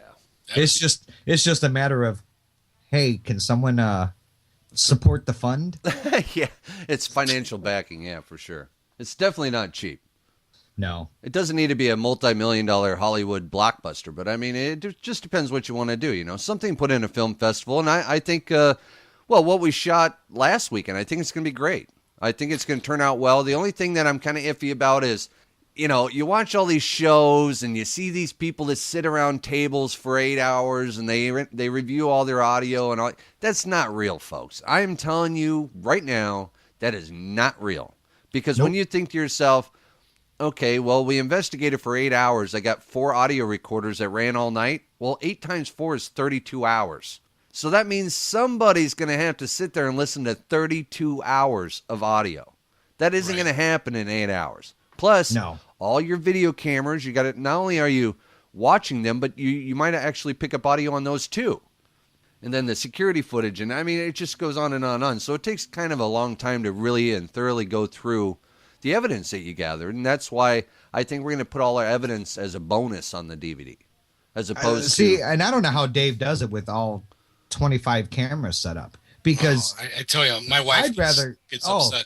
Oh, I bet. I would rather sit and watch the Jersey Shore. Oh, it's brutal, man. I try, if I have some downtime or slow time at work, especially my side job, I'll try to listen to some there, and if I hear something interesting, I'll mark the time and then go back to it later.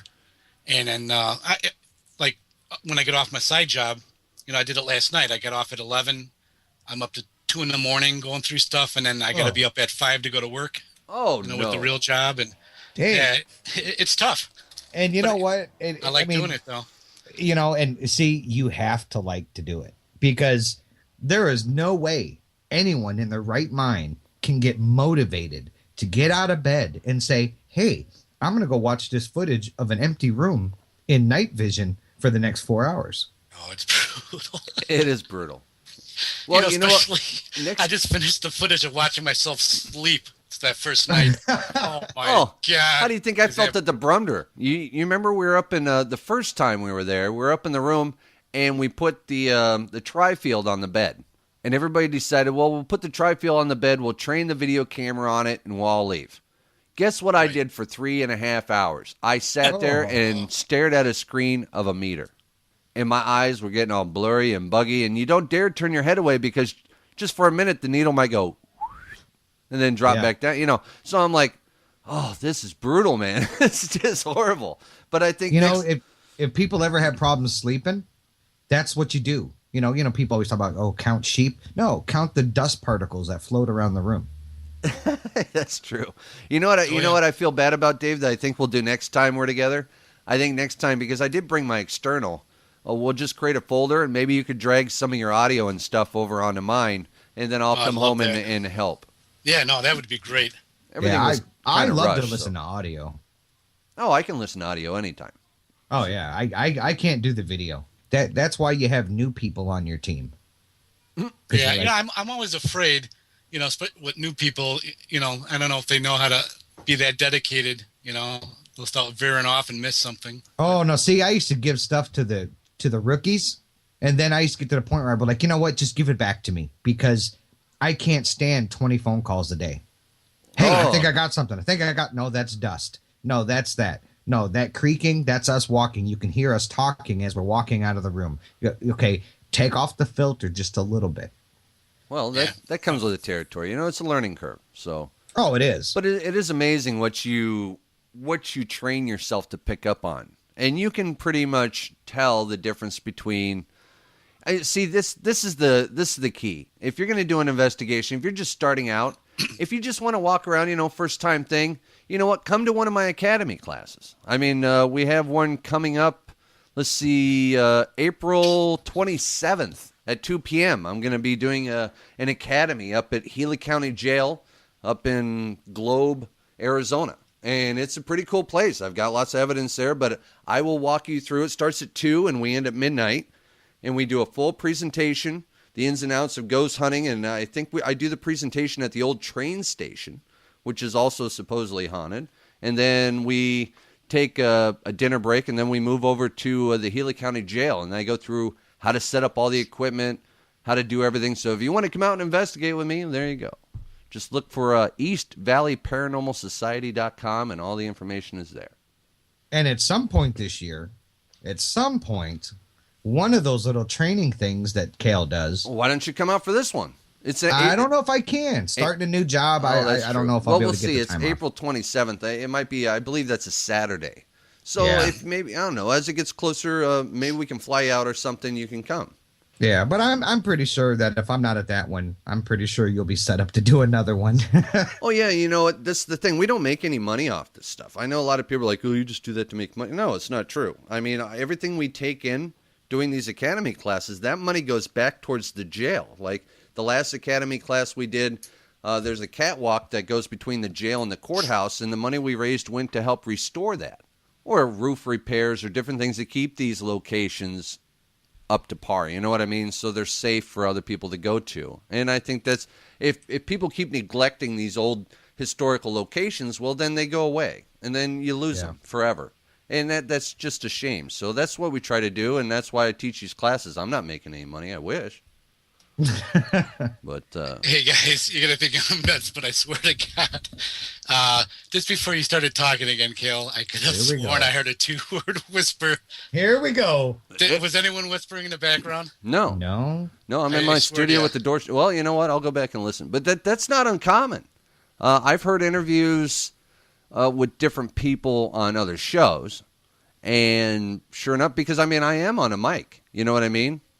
So, considering the fact that I'm in a studio on a professional mic, it's not uncommon if there's something in your house that the mic might pick up on. Yeah. It was like 2 or 3 words. It was very faint whispering voice. Like, see, there it is, folks. You heard it right here on the show. You know what? That was between the 30-minute mark and the 34. I'll go back and listen there, Dave. And if what you're saying is true, then I'll play it on next week's show. Cool. Joe just got done speaking, and then I think it was after he got done, and then you started. I'll have to look. Yeah. See? Oh, Maybe goodness. maybe All it right. said come to the academy. There you go. See? Spirits are talking to me.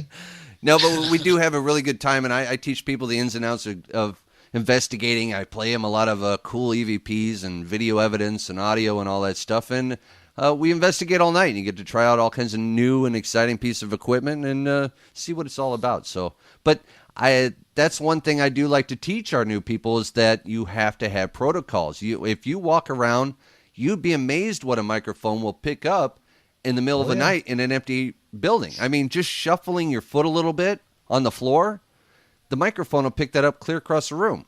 Or just somebody, it's 2 o'clock in the morning, you're tired, and you hear somebody yawn, and they go, boom, guess what? My audio recorder, 3 days later, I'm going back to listen to that, I hear, and I'm like, what was that?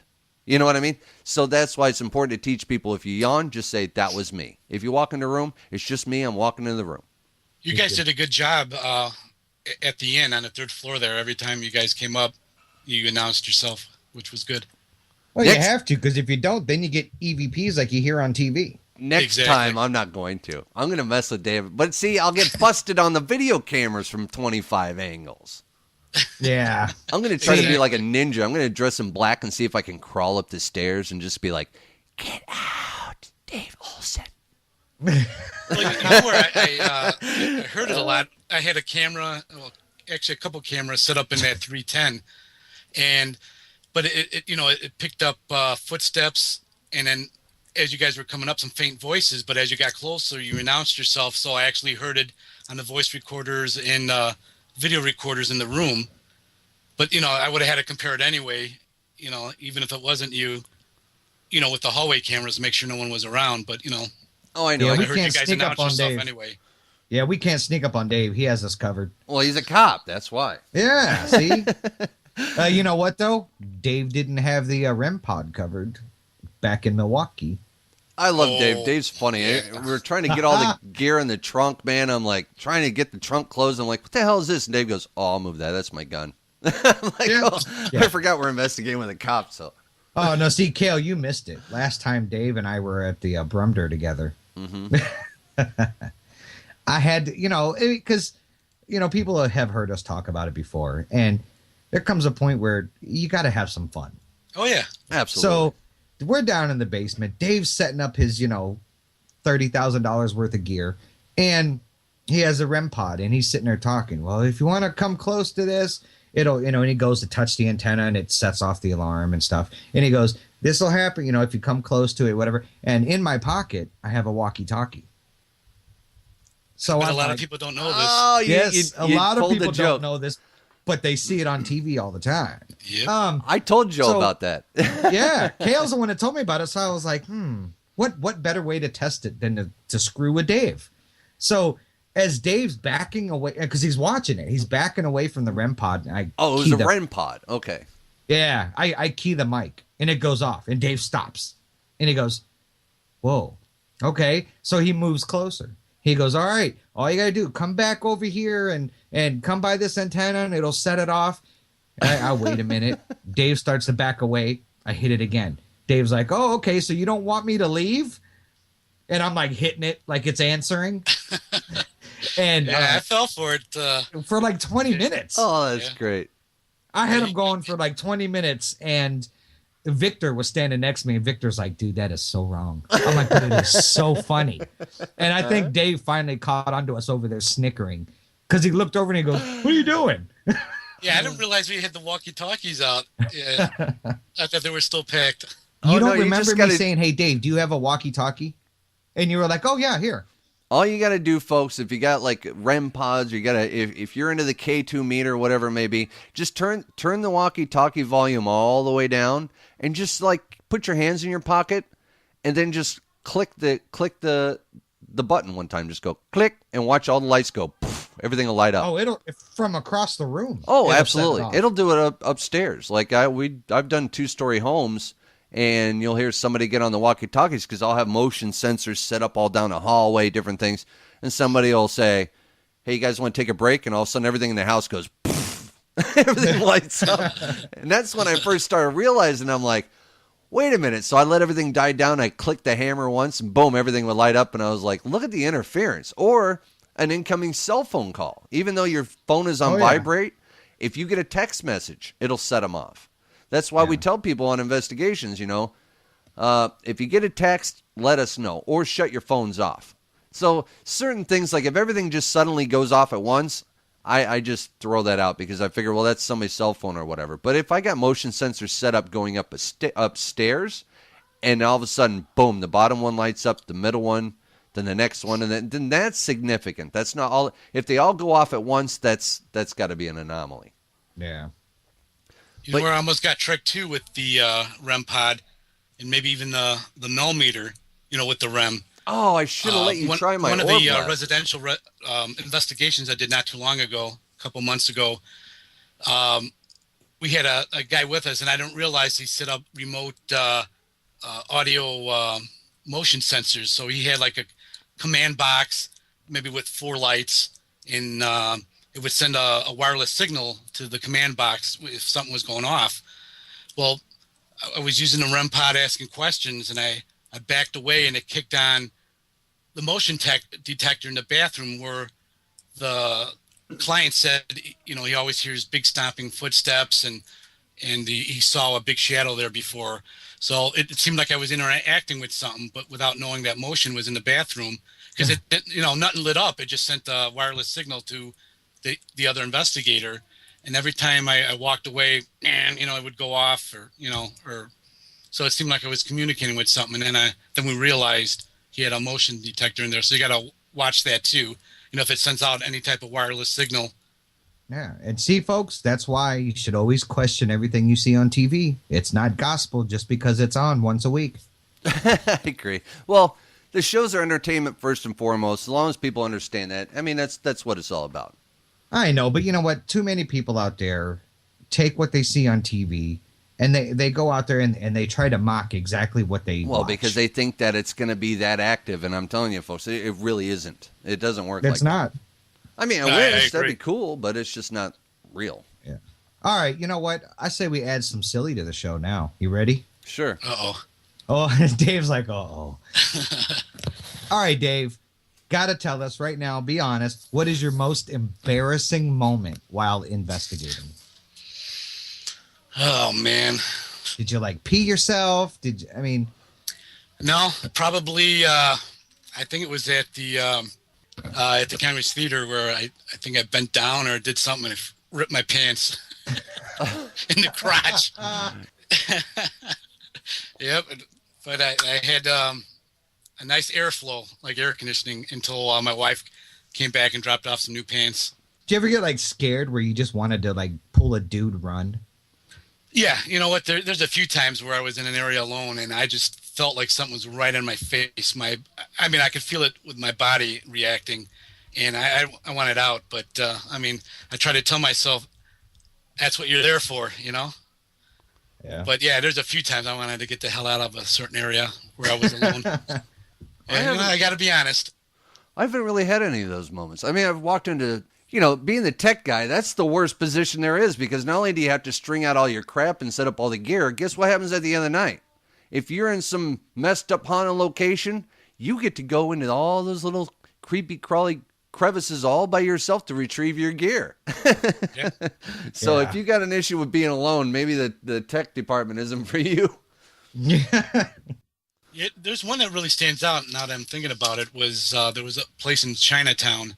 It was a funeral home that was ran by the gangsters. Well, I think Al Capone's office was only maybe 5 blocks away. And so there was a lot of shady stuff that went on there. Well, that's convenient. And for the second time in my life, I got, this one was a scratch by my ankle, right above my ankle. And so when I had to go down and break down the gear and stuff and rolling up all the wiring, I really felt uncomfortable there. Maybe it was the spirit of the Chihuahua that Al Capone had. There you go. It was gnawing at my leg. Yeah, I was gonna, say forget this and go up and, hey, someone give me a hand, come back down with me. But I stood ground. I stayed there, and broke down all the gear. Hey, I've done that. At the end, not the end of the night, the end of the morning, when you're like, oh, we just left a recorder up on the third floor, and I'll look and be like, all right, who's going with me? I haven't really, yeah. I haven't had to do that. I just grin and bear it and go do it. I mean, I have. I haven't really had any problems. There's times that I know with my luck, that'll be when I get picked up and thrown around the room and get When possessed. no one's around to see it. Yep. Yeah, get possessed and crawl around on the ceiling, and no one's going to see it. Oh, that'd be unfortunate, too, if we didn't get that on video. But, hey, it's no different than the Kiwanee Inn. We're all sitting in that back room. Everybody's doing a box session, and we had one of the REM pods in the other room in the middle of the basement, and suddenly somebody's like, what's that noise? And we look out there, and the thing's going off. And we all walk in there, and boom, it stopped. And I thought, you know what? I left my video camera in that front room. So I said, I'm going to go get the video camera, and I had to, step over the REM pod. And as I'm walking to that front room by myself, I swear to you, it felt like somebody was standing 2 feet behind me. And I literally, you hear me on my own audio, turn around and say, why are you following me? Go back into that room and entertain them. Don't follow me. I'm boring. I did too. Don't follow me. I can't stand that. It's subtle things you pick up on when you're investigating. You just know that feeling, and you're like, I know there's somebody here, and I know there's somebody following me. I just, not that it freaks me out. It's disturbing. It's like, I don't follow people in normal life. I guess it's right up there when you're investigating, and I've done more residentials that they say, oh, well, we hear a lot of noises in the closet. We hear a lot of noises in the bathroom. Part of me wants to just kill myself and say, why are you hanging out in the closet? Why are you in the bathroom? This makes no sense. You know what I mean? Why is it always the bathroom, the closet, the basement, the attic? I mean, man, I'd be sitting on somebody's couch watching Sports Center. Yep. I'd be hanging out with the family, Hook me up, man, with a P&J sandwich. I'm ready. Yeah, it makes you wonder. Yeah, I'd go haunt my ex-wife. Well, so, I mean, as you really get into this field, I'm just fishing here. I'm just throwing out a theory, a hypothesis. But it's my theory that somehow, I mean, we're all composed of energy. We've had this discussion. And that energy can't be created nor destroyed, only transformed from one thing to another. So if our energy continues on the other side, it's almost like somehow our energy affects them in an adverse way that they don't like. So therefore, they tend to avoid you, or they tend to stay in places that are less frequented by the living. That's the only, I mean, what other reason would there be to hang out in a closet or a bathroom or a basement? I mean, who wants to hang out in a basement? You know what I mean? Wouldn't you want to be among the living, hanging out, socializing, at least having some kind of joy in your life? So I don't know what's up with that. I think that's one of those answers that, I mean, I'm sure we could find 50 psychics to tell us why, but I mean, I don't know. And we had that discussion too about phony psychics, which is exactly, that's the hard thing is, how do you tell between a real psychic and a fake psychic? You can't. No, you really can't. I mean, unless you're able to back up some evidence you capture or something. That's about it. Exactly. And it's tough. And I won't say which one, but I will say this person's out in the Boston area. Was on a TV show investigating an old naval ship, and they were in the hospital room for the ship, and they're like, oh, I'm smelling blood, and I'm thinking, really, how convenient. So I don't know. I don't know. A lot of times I think it's just all show. Well, sometimes. I mean, there's people that say, I know this person's psychic. I swear by them. And you know what? God bless you. I mean, I'm not saying there's no such thing as a real psychic. I'm not. I do believe everybody's their own unique individual. Some are blessed with abilities and some aren't. Some are more susceptible to being sensitive to things, whereas some people aren't. Maybe that comes with years of investigating. You become more sensitive to certain things. I wouldn't think it's any different than, Joe, if I lock you in a cave for 5 years, well, within that 5 years, your eyesight's going to probably become pretty tuned to seeing in the dark. You know what I mean? Well, yeah. So I think that we all become in tune to a certain extent. My issue is that I just have such an issue with psychics because it's so hard to tell, and I don't like. I mean, I don't want to label everybody, but I mean, I've heard so many people tell me, oh yeah, well, you've got your grandfather following you around. You know, your husband's cheating on you. Oh, you need to keep an eye on your wife. Oh, you're going to get divorced. Oh, you know, it's like, why would you put that fear into somebody's life and adversely affect everything they do for months or years down the road? Right. A psychic could tell somebody something that will make them up and overturn their whole life, sell their homes, sell their cars, relocate to other states, get divorced. I mean, you got to be really careful. And therefore, I just tend to take the things that they say with a grain of salt.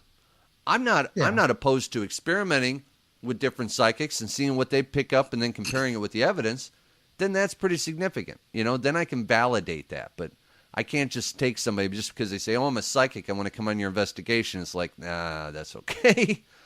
Well, yeah. And you know, I do know some psychics that do readings and stuff like that.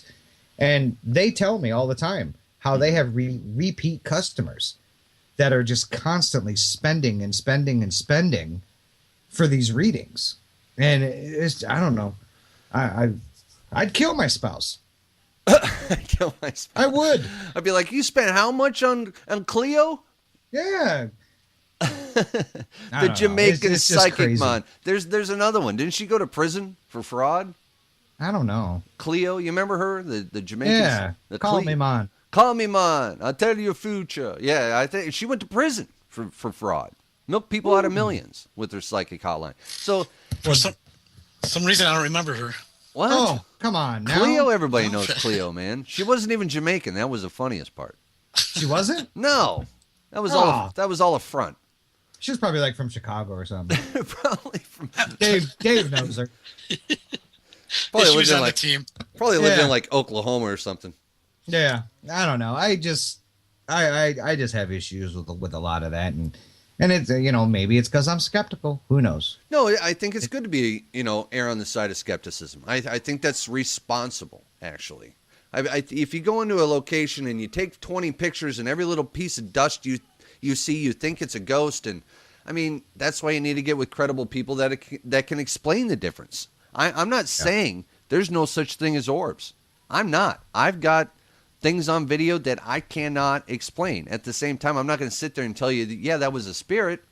But I could. I have I have video cameras pointed down a hall, and you see balls of light that'll come out of they'll literally come out of one wall, kind of do an S pattern down a hallway, and whoop, disappear right through a door. And I'm sitting there Yes. going, what was that? But no, it's not dust because it's a bright ball of light. It's not like the flurries that kind of just happen to float by the camera. Yeah. I mean, it actually. What? Did you ever capture one that spins like a mini tornado? No. No. I caught a few of them. It's kind of weird. I can't even explain it, but it reminds me of like a mini twister. That was Satan sucking a soul into hell. Yeah. Did you zoom in? Did you zoom in on it and see a little woman on a bike riding around it? Another thing. See, it's all the little things you pick up investigating. It's like I learned when I got this new Sony HDR video camera that I have, this professional grade camera, I had to shut my autofocus off. I had to put it on manual and set it at a certain depth because on autofocus, walking around in the dark, it's constantly trying to focus. And you get one little piece of dust, anything that crosses in front of your lens, it all of a sudden goes out of focus. Have you noticed that, Dave? Yeah. No, you're right on that. Yeah, so it's little things like that. If you're going to buy a piece of gear, get a hold of somebody like Joe or myself or Dave, somebody that's bought gear, that knows who's reputable, who's not, because you don't want to buy a piece of gear, it shows up broken in the mail, and you're sitting there thinking, why just pay $90 for this? You contact the people and they say, well, it's fine when I sent it. It's like, man, really? You're gonna do that to me? Or you don't even get it. Or you don't even get it. That happens a lot. Or you get it and it works for a week and then breaks, and then you call the people and say, hey, and they say no refund. It's like, come on, man. So, you got to be careful who you're buying things from. Don't just go out there and just buy junk because you're going to get junk results. Yeah, I agree. So Dave, what's your hope of being? I mean, you're in this field. You've got a lot of money invested in it, a lot of your time away from your family, your children. I mean, what is the end result for you? I mean, what are you hoping to learn or gain from this? Well, of course, I think everyone's always hoping to get some answers, from the other side. But maybe one day we'll be lucky enough, something will be invented or something we'll get some answers. But I don't know. I mean, I do it because I really love doing it, and maybe somewhere down the line, maybe I could make some money to pay for some of this gear, get some money back. But I mean, that's not the reason that I'm, doing it. It's like the wrong answer. Well, I'm doing it because maybe someday I can make some money. No, but just to recover some of the money I spent on gear, Good luck with that, dude. I'd have to make millions in. or something, but I'd like to eventually recover some of this money back, or buy upgrade and buy new gear. But yeah, I was gonna say, don't lie. That's exactly what you would do with it. Oh, of course you would. Yeah, after spending money for the new stuff coming out. But no, I'm just hoping one day, maybe we could get some answers, what's going on the other side, or get that, unbelievable, oh my God, no doubt, piece of evidence, Well, it's the biggest question in life, right? What's next? Yeah. Exactly. And that's why I laugh when people are like, that's so stupid. People hiding, staying in the closet and the attic and downstairs, man. I hope that's not the afterlife for everybody. Oh, well, I don't want to be stuck here. I don't. That's a whole nother show. I'm going to go haunt someone in Ireland. Yeah, John Jameson. Yes. He's going to go hang out with the spirit of John Jameson and haunt Irish pubs. Now, that's eternity in hell, because you're going to be sitting there watching people drinking Jameson at the bar, and you're going to go to grab the shot glass, and your hand's going to go right through it, and you're going to go, no! That's hell on earth. But really sweet, though. And it's not all about the money. I mean, don't get me wrong, but I would love to be able to retire and do this full time, Oh, absolutely. We all. Yeah. I mean, I'm sure that's everyone's dream. But there's no money in this, even on TV, unless you're like a Jay and a Grant, and you are at the forefront. I mean, Jay and Grant own the Taps name. I mean, they get subsidies off their merchandise. I mean, it's an empire. You know what I mean? Yeah. They've made, I'm not going to say millions, but I think last time I saw, what is that site shows people's net worth? I mean, Grant Wilson, before he quit Ghost Hunters, his net worth was $1.4 million. But I mean, that's $1.4 million after 8 years. You know what I mean?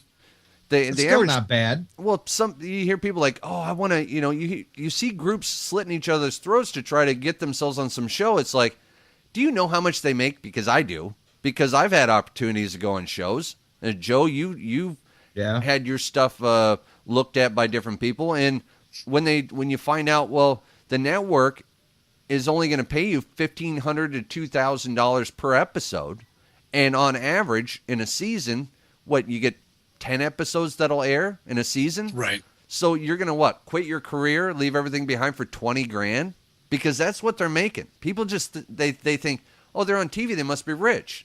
No.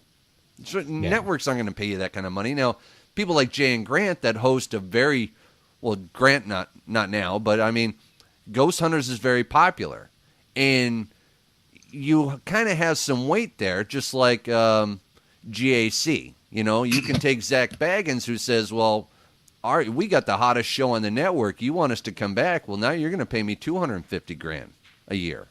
Well, then you got some pull, but just starting out, you're not going to make any money. And I didn't get into this field for that, so and they're not going to let you do the show the way you want to do it.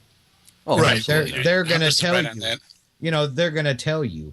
And not saying that the show's fake stuff, but the little story we were talking about with the walkie-talkie and the REM pod and the meters, not to say that this is what happens, but how do you know it's not? Yeah, how do you know there's not a producer standing out off camera clicking a walkie-talkie?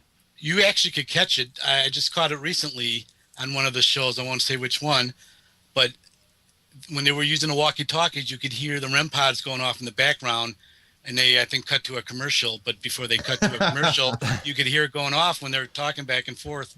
I think if I had a show, it's not to say that these shows do that, but why not? If you want to be reputable and you want to have people really look at you, as a reputable person, why not show people that on TV?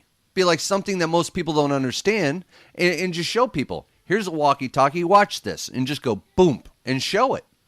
Do you realize we would be like the black sheep of the field if we ever did that? Well, people would say, wow, I never thought about that. That's honest.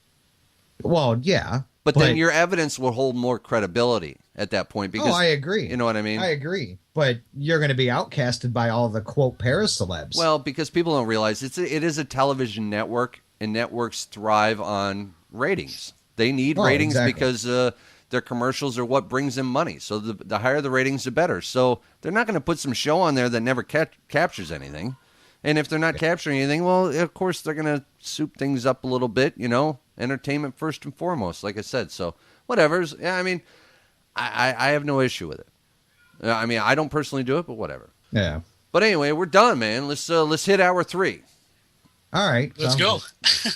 Not you, Dave. Not you. We're gonna have you back for an EVP show here pretty soon. Oh, sounds good. So where can people find you, Dave? Or because you're a police officer, you can't give out all your top No, secret I stuff? could give our website out. All right. Chicago, www.chicagoparanormalinvestigators.com, or you could reach me at D. Olson, ChicagoParanormalInvestigators.com. D. Olson, ChicagoParanormalInvestigators.com. Yeah. And that's the email? Yes. And he's on Facebook. Well, he's not going to necessarily give that out to 5 million people because he is a cop. Anyway, Dave, we love you to death, man. We look forward to seeing you again soon, and I will get back to you on all the plethora amount of EVPs you sent me. So I'm going to go through and look at the frequencies on those tonight, and I'm sure we'll be talking this week. So, all right, Dave. Well, thanks so much for coming on, man. We love you to death, and we'll talk to you soon. Sounds good. Have a good one, man. You too. Thanks for having me. Absolutely. You're listening to KQCX's Storm. We'll be right back.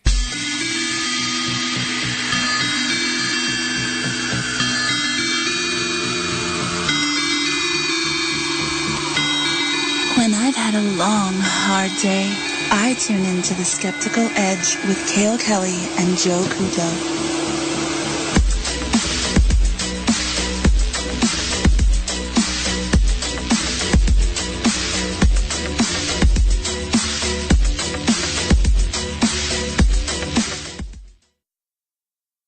Strap yourself in and hang on. It's time for The Skeptical Edge with Joe and Kale. Prepare yourself to be probed.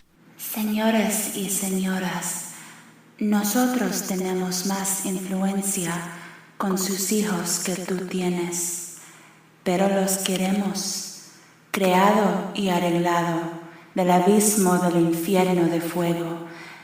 The Skeptical Edge. Ay, papi, dámelo duro.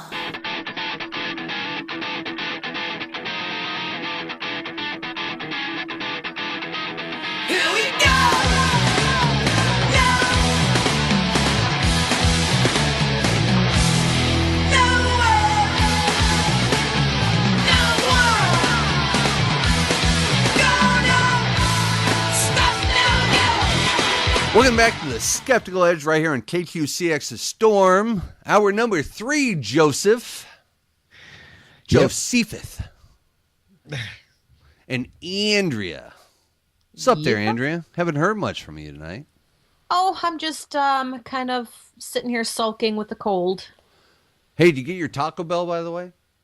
Oh, I had Taco Bell every single day I was in Milwaukee. I think I had like 14 tacos a day. 14 tacos a day. I had to load up because when I come back here, there is nothing within 600 miles. So I loaded up while I was there. Yeah, so anybody listening, obviously I'm located here in the Phoenix metropolitan area. I'm located in Santan Valley. Joe is located in outside of Milwaukee. Outside of Madison, Wisconsin, whatever. But Andrea, you're way up there in the sticks. Yeah, I'm actually not too far from Canada. I'm kind of like on the border of Wisconsin and kind of like, travel up a couple hours and I could enter Canada if I wanted to. So yeah. That's basically how Yoopers do talk like Canadians. We were the hater you guys. Oh yeah. Who talks? Yoopers. We're from the Upper Peninsula. We call ourselves Yoopers. Yoopers. I don't know if I said that in public, but okay. I went to military school in Vancouver. I never said A. Yeah, you're something. You're a Canuck. Yeah, I went to military school in Vancouver for 2 years. I never said A. I don't even think even once. I was born in Anchorage, Alaska, kind of migrated down to Arizona, like most snowbirds, and I still don't say A. Though my sister married a Canadian, so I was really disgusted when she showed up after 2 years and was like, so we were driving down the road, A, and da-da-da, A. And I was like, oh, so how you doing, A? And she goes, quit making fun of me. I was like, I can't believe you adopted that, A. But whatever. Yeah, no, we don't say A, we say ya hater. Ya hater? Ya hater. You put people in wood chippers up there? Haters. I don't know, maybe somewhere around here they do. I have no idea. Oh, I think that's in North Dakota. Oh no, she's got the same accent, dude. She could definitely play a role in that movie. Oh yeah. North Dakota, don't you know? Put you in the wood chipper. Oh yeah, hater. See, Joe. She called you a hater. I don't care. I am a hater. But you know what? She's got the same, just like you got freaking what's his name from Scarface. You got that down to a T. Tony Montana. Let's hear it, Joe. No. Oh. Andrea, redirect the hater towards Joe. It wasn't hater, it was hey dare. Hey dare, you guys. Instead of hey there, like it's hey dare. Hater. No, instead of hey there, it's hey there, you guys. We pronounce our T's as D's. Oh boy. That's all jacked up. Oh yeah. We have like our own language up here. I mean, it's like the bubbler versus water fountain, soda versus pop, that kind of thing. Soda. Pop. Soda. It's pop. It's pop. Soda. No, Anyway. it's not pop. It's pop. It was pop in the 70s, yo. It's still pop. Okay. When you open a can or a bottle of soda, it does not go soda. She It said goes bottle? Say pop. It does. No, it it goes doesn't. Pop. It says psh. No, it goes pop. That's what. So it's pop. It doesn't say pop. It goes pop. Oh, I'm boy. serious. Open a can of You soda know what? next time. We are now, for all the listeners, we are now taking donations. Yeah. This PayPal, show has whatever. dropped to a We're whole taking new level. donations. Okay. We're taking donations so we can all buy Andrea a life. Oh, what we had Lori, right? Our production assistant. That was Michelle. Michelle. Gosh. Oh, Sorry. Goodness. Hits the table. Yeah, every time she screw up, it's like, you owe us a quarter. She's like, what?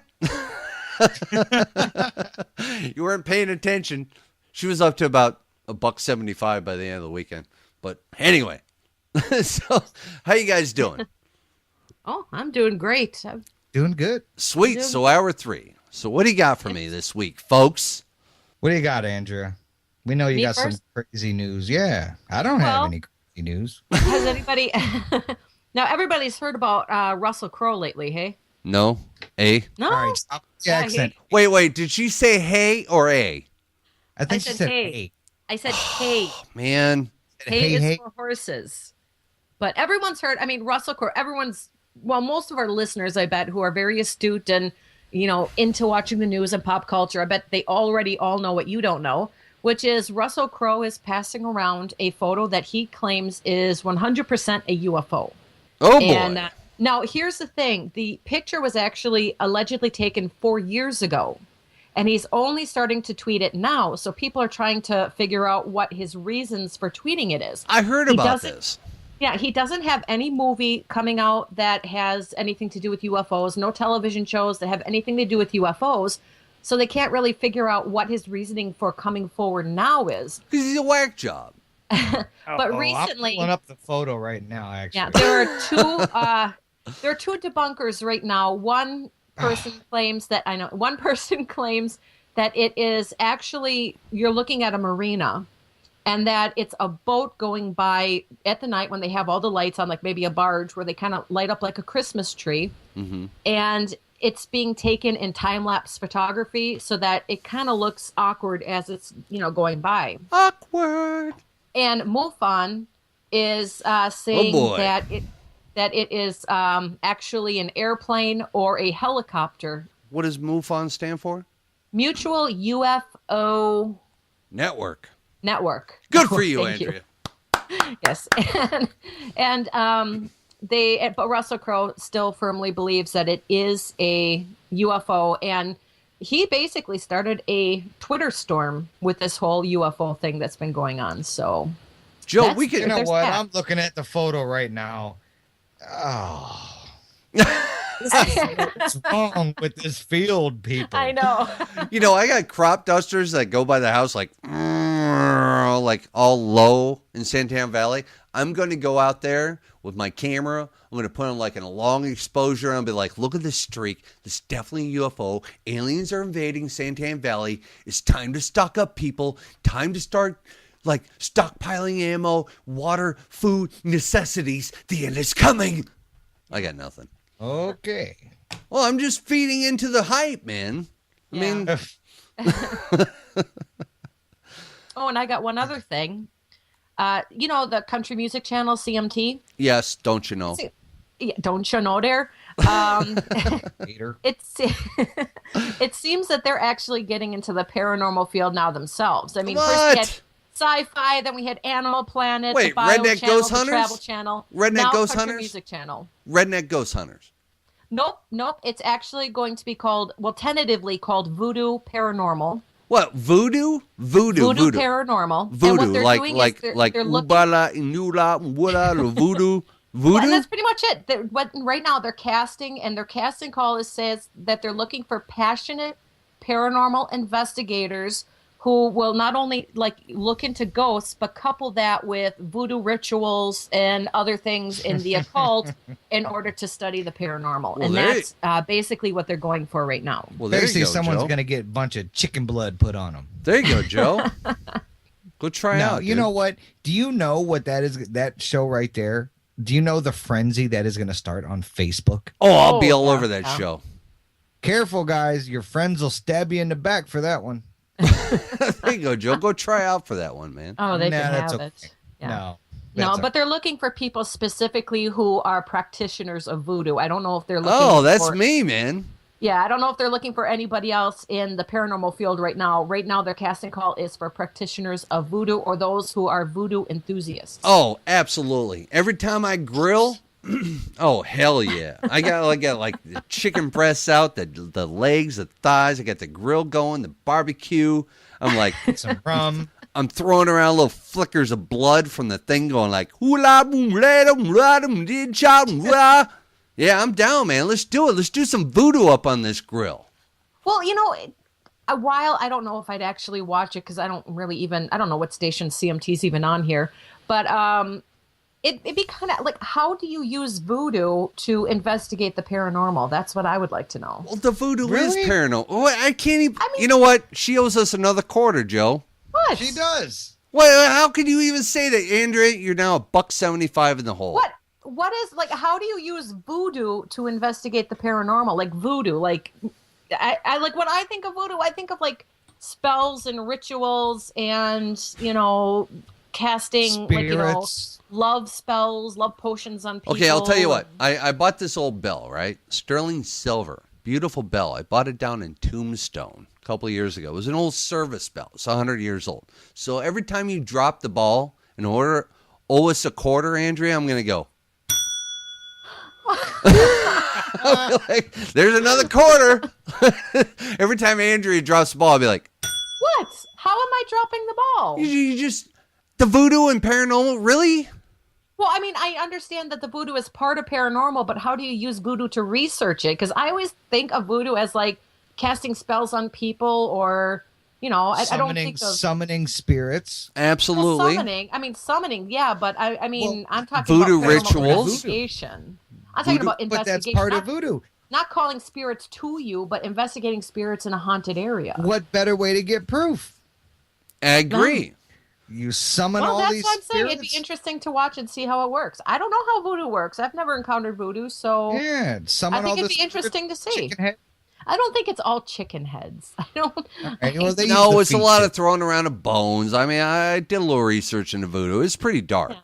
I mean, I think it'd be interesting to see, but I don't know. Oh, I would watch it just for the pure entertainment. But like I Absolutely. said, this is only And- tentative. I don't know what it's actually going to be called, but they are looking for voodoo right now. I'm gonna I watch say it we just- call it the you know what? hoodoo I'm gonna voodoo watch it that just to see how many of my Facebook friends are actually in that show. I think when Joe and I, when our DVD series finally reaches Louisiana, the DVD is going to be called The Hoodoo Voodoo That You Do. Yeah, I think that's what I think we'll label I ain't that. playing around with no chicken feet or anything. Oh, hell yeah, you will. I'll partake in a voodoo ritual. Be like, oh, I'm going to spit the blood on you. Oh, pff, blow the fire and all that. Be like, hell yeah, that's good B-roll. Then I'll come home and text Joe, be like, dude, I did something wrong, man. My doors are like opening and slamming in my my house. Oh yeah, I gotta get the priest over running here. around your backyard. I got like weeds coming up my yard. It's got to be demons, dude. Gotta be demon. Get on Facebook. Find a credible team. Got to be demons. Maybe voodoo though. I mean, they use a lot of chicken. Maybe they got a good barbecue recipe. I'm down. No, that would be an interesting show, I guess. I I mean, think because it would be. I mean, yeah. you know, like I said, I don't know much about voodoo, and I think that when it comes to the paranormal, and then you're throwing in something that maybe some people don't know much about, I think it'd actually be pretty interesting to not only learn about voodoo and about the culture and everything like that, but then to see how it correlates with paranormal investigation for someone like me who really doesn't know how it would be used. I mean, Well, I think voodoo is it's primarily a practice of witchcraft. That's what voodoo is. It's an old practice that goes way, way back, obviously. yeah. So it's just a form of witchcraft. Yeah, but I still think it'd be interesting to learn more about it and see how it goes on TV. As long as they don't do Oh, it like, I I mean, I'm can't sure wait. they're going to sensationalize it and make it out to be more than what it really is, but I still think it'd be interesting. Oh, I'm It'll be dying. something. What, It'll Joe? be something. I said it'll be something. I don't know. Well, I'm dying I'm to always see. willing to give something a chance before. I mean, I give it just like that new show. What was it called? Stranded on Sci-Fi. I gave it a chance before. You know, Stranded, I is called that my like final Lost? opinion. No. No. Okay. It's kind of. Do you remember MTV had this show called Fear? Dent, dent, dent, dent. I remember MTV. And, well, I mean, they had a show called Fear where they put all these like kids and they had these. Oh cameras yeah, that was wear- lame. That was dumb. Yeah, and then they'd have to do like these little tests, like you have to go Same sit concept. in the morgue. It's basically the same concept, only they don't have the trials where it says you have to go sit in the morgue for 10 minutes by yourself, but they don't See, have that any of one- It puts you out there for 5 days. Yeah. I'm But, down. There's no trials. You just basically walk around with the camera attached to yourself and go, "Oh my God, I'm so scared. I'm so scared. Come over here, please. Come over here, please. I can't. I don't want to be by myself. Oh my God. Oh my God." That's all it is in the entire episode is just people freaking out over nothing. Are you fed That's 3 kinda times funny. a day?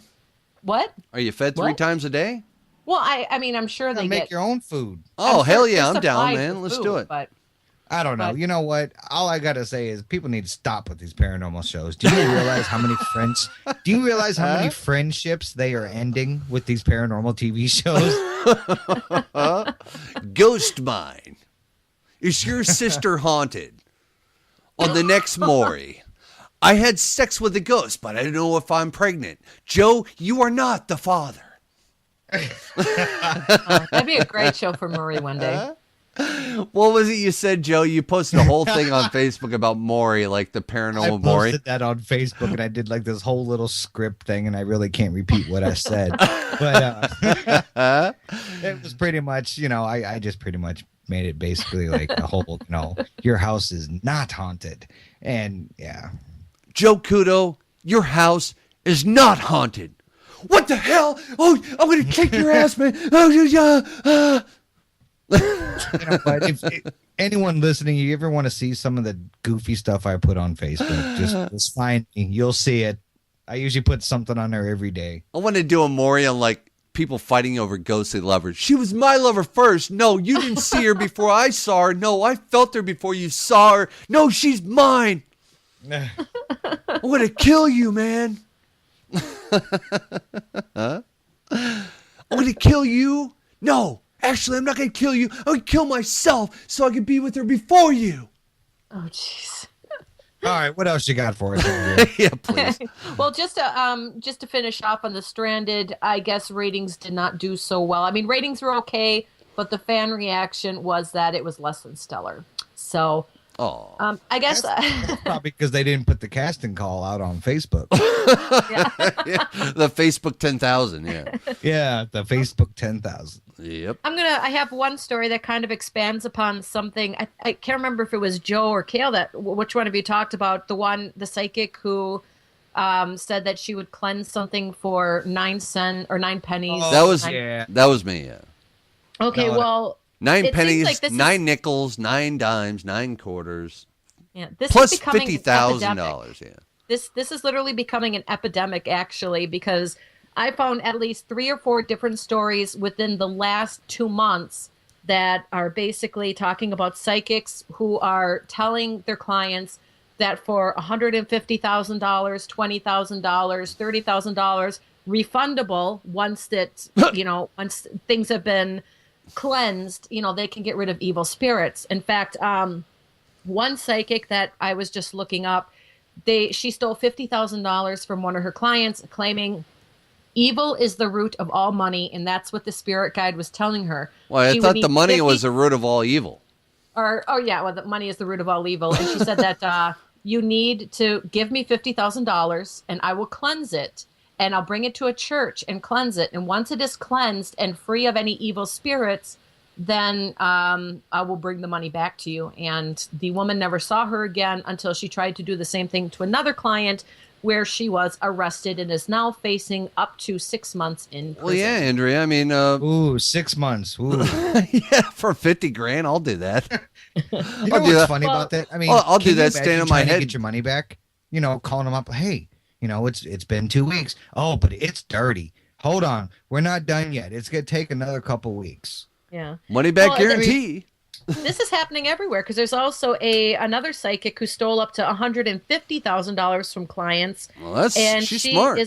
She's currently facing 15 years in prison. Yeah, so ding dongs. So epidemic or good business in a bad economy. I just say it's an influx of ding dongs. Yeah. Ding dong. Yeah, hell yeah, I'm down, man. Send me your $50,000. I'll rid you of ghosts. I'll come to your house. I'll cook you a steak dinner and rid your demons. Well, Hey, I mean, I do feel bad for these people that are being swindled, because I mean, some of these alleged psychics. I don't want to call all psychics. I'm just saying these alleged psychics or the people who say they're psychics when they're not. They are really great salesmen, and they really know how to prey on people's fears. Yeah, then you know what? They should work for DirecTV and get out of the paranormal business. That's in psych. You learn that in psychic school. Yeah. Yeah, didn't you go to psychic I feel bad school? for the people that were swindled. I mean, at the same time, I figure if they're asking for that much money, it's best to kind of walk away. But at the same time, I do kind of understand they're really scared and they're looking for help. And here's this person offering, basically free help. It's like, give me $50,000. I'll give it right back once it's cleansed. I mean, so you kind of feel bad. Yeah. You know what? If you're so stupid to offer up $50,000, you had it coming. That's all I gotta say. And Hey, you know what? I feel bad, but Kale? I wish I was smart enough to take you for $50,000. But I'm not a dishonest person. But if I was, hell yeah. Hey, Kale. Yes, sir. For $5,000, I will rid your house of all spirits. Well, I mean, I drank the last bottle last I was night. gonna say, stock up on Jameson. Just drank the rest last night. I don't have any more spirits. Oh boy. That's just whatever. You know what? Welcome to life. Welcome to the real world. If you're that stupid, I hate to say it, but you're just I got nothing else to say. You owe us a quarter. You owe me a quarter right now. Dump that $50,000 and send me a quarter. Go make change and give us a quarter. Hence why our previous discussion, the first hour, was all about we can't tell which psychic is real and which one is it. So it's unfortunate. Well, I'm sorry, but if somebody's telling me to give them $50,000 to rid evil spirits of my money, I'll just keep the spirits. I'd have been like, here, you know what? Why don't you start with this $10 bill? Yeah. And then see how you do. Why not just say, I'm going to rid the demons of this $50,000, so I'm going to go rid this money on a big flat screen, and then I'm going to go rid $20,000 over here on a brand new, hybrid Accord, and then I'm going to go spend $30,000 over here on brand new furniture, and I rid all my demons. Yeah, they could be someone else's problem. Yeah, now they're everybody, and now I got good good quality products up in my home. Yeah. Exactly. Demon free. Demon free. Praise the Lord. That's just crazy. Yeah, I got nothing. Yeah. People are crazy out there. You know, God bless them. In the name of the Father, the Son, and the Holy Spirit. Let's bow our heads. I'm sorry that people are crazy and they fall into the insanity that is the paranormal.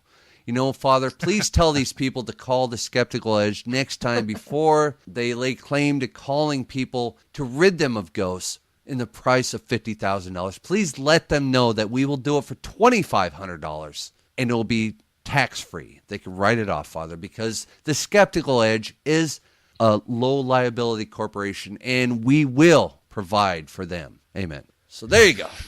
So what else you got? What else you got over there? Oh, jeez.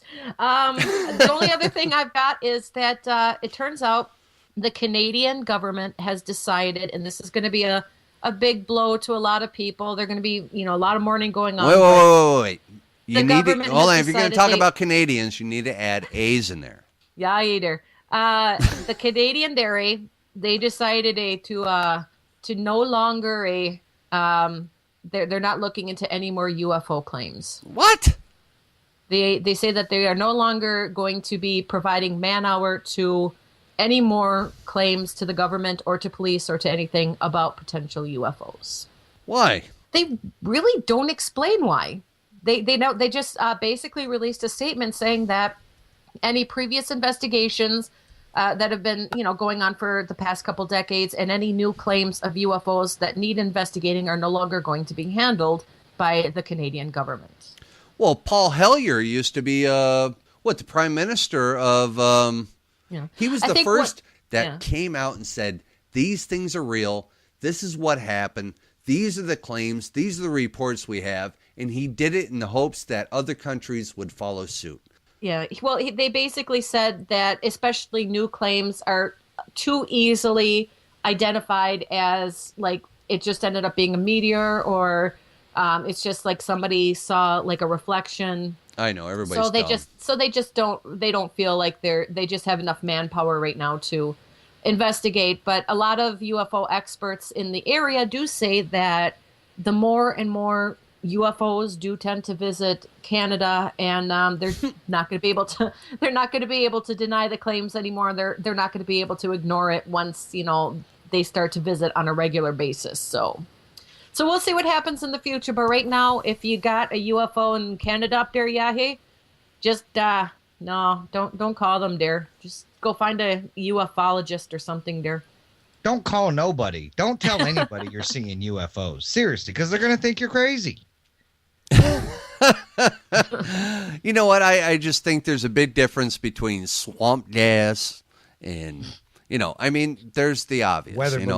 Weather balloons, a meteor. But when somebody says, there was about 100-foot wide disc hovering above my house, and, I'm pretty sure it was a UFO, and they say, must have been swamp gas, eh? It's like, come on, man. Really?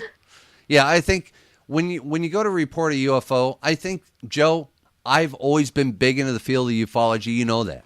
I've been staring in the skies for years. I really have, because I really like to see one. But I really I've never seen anything.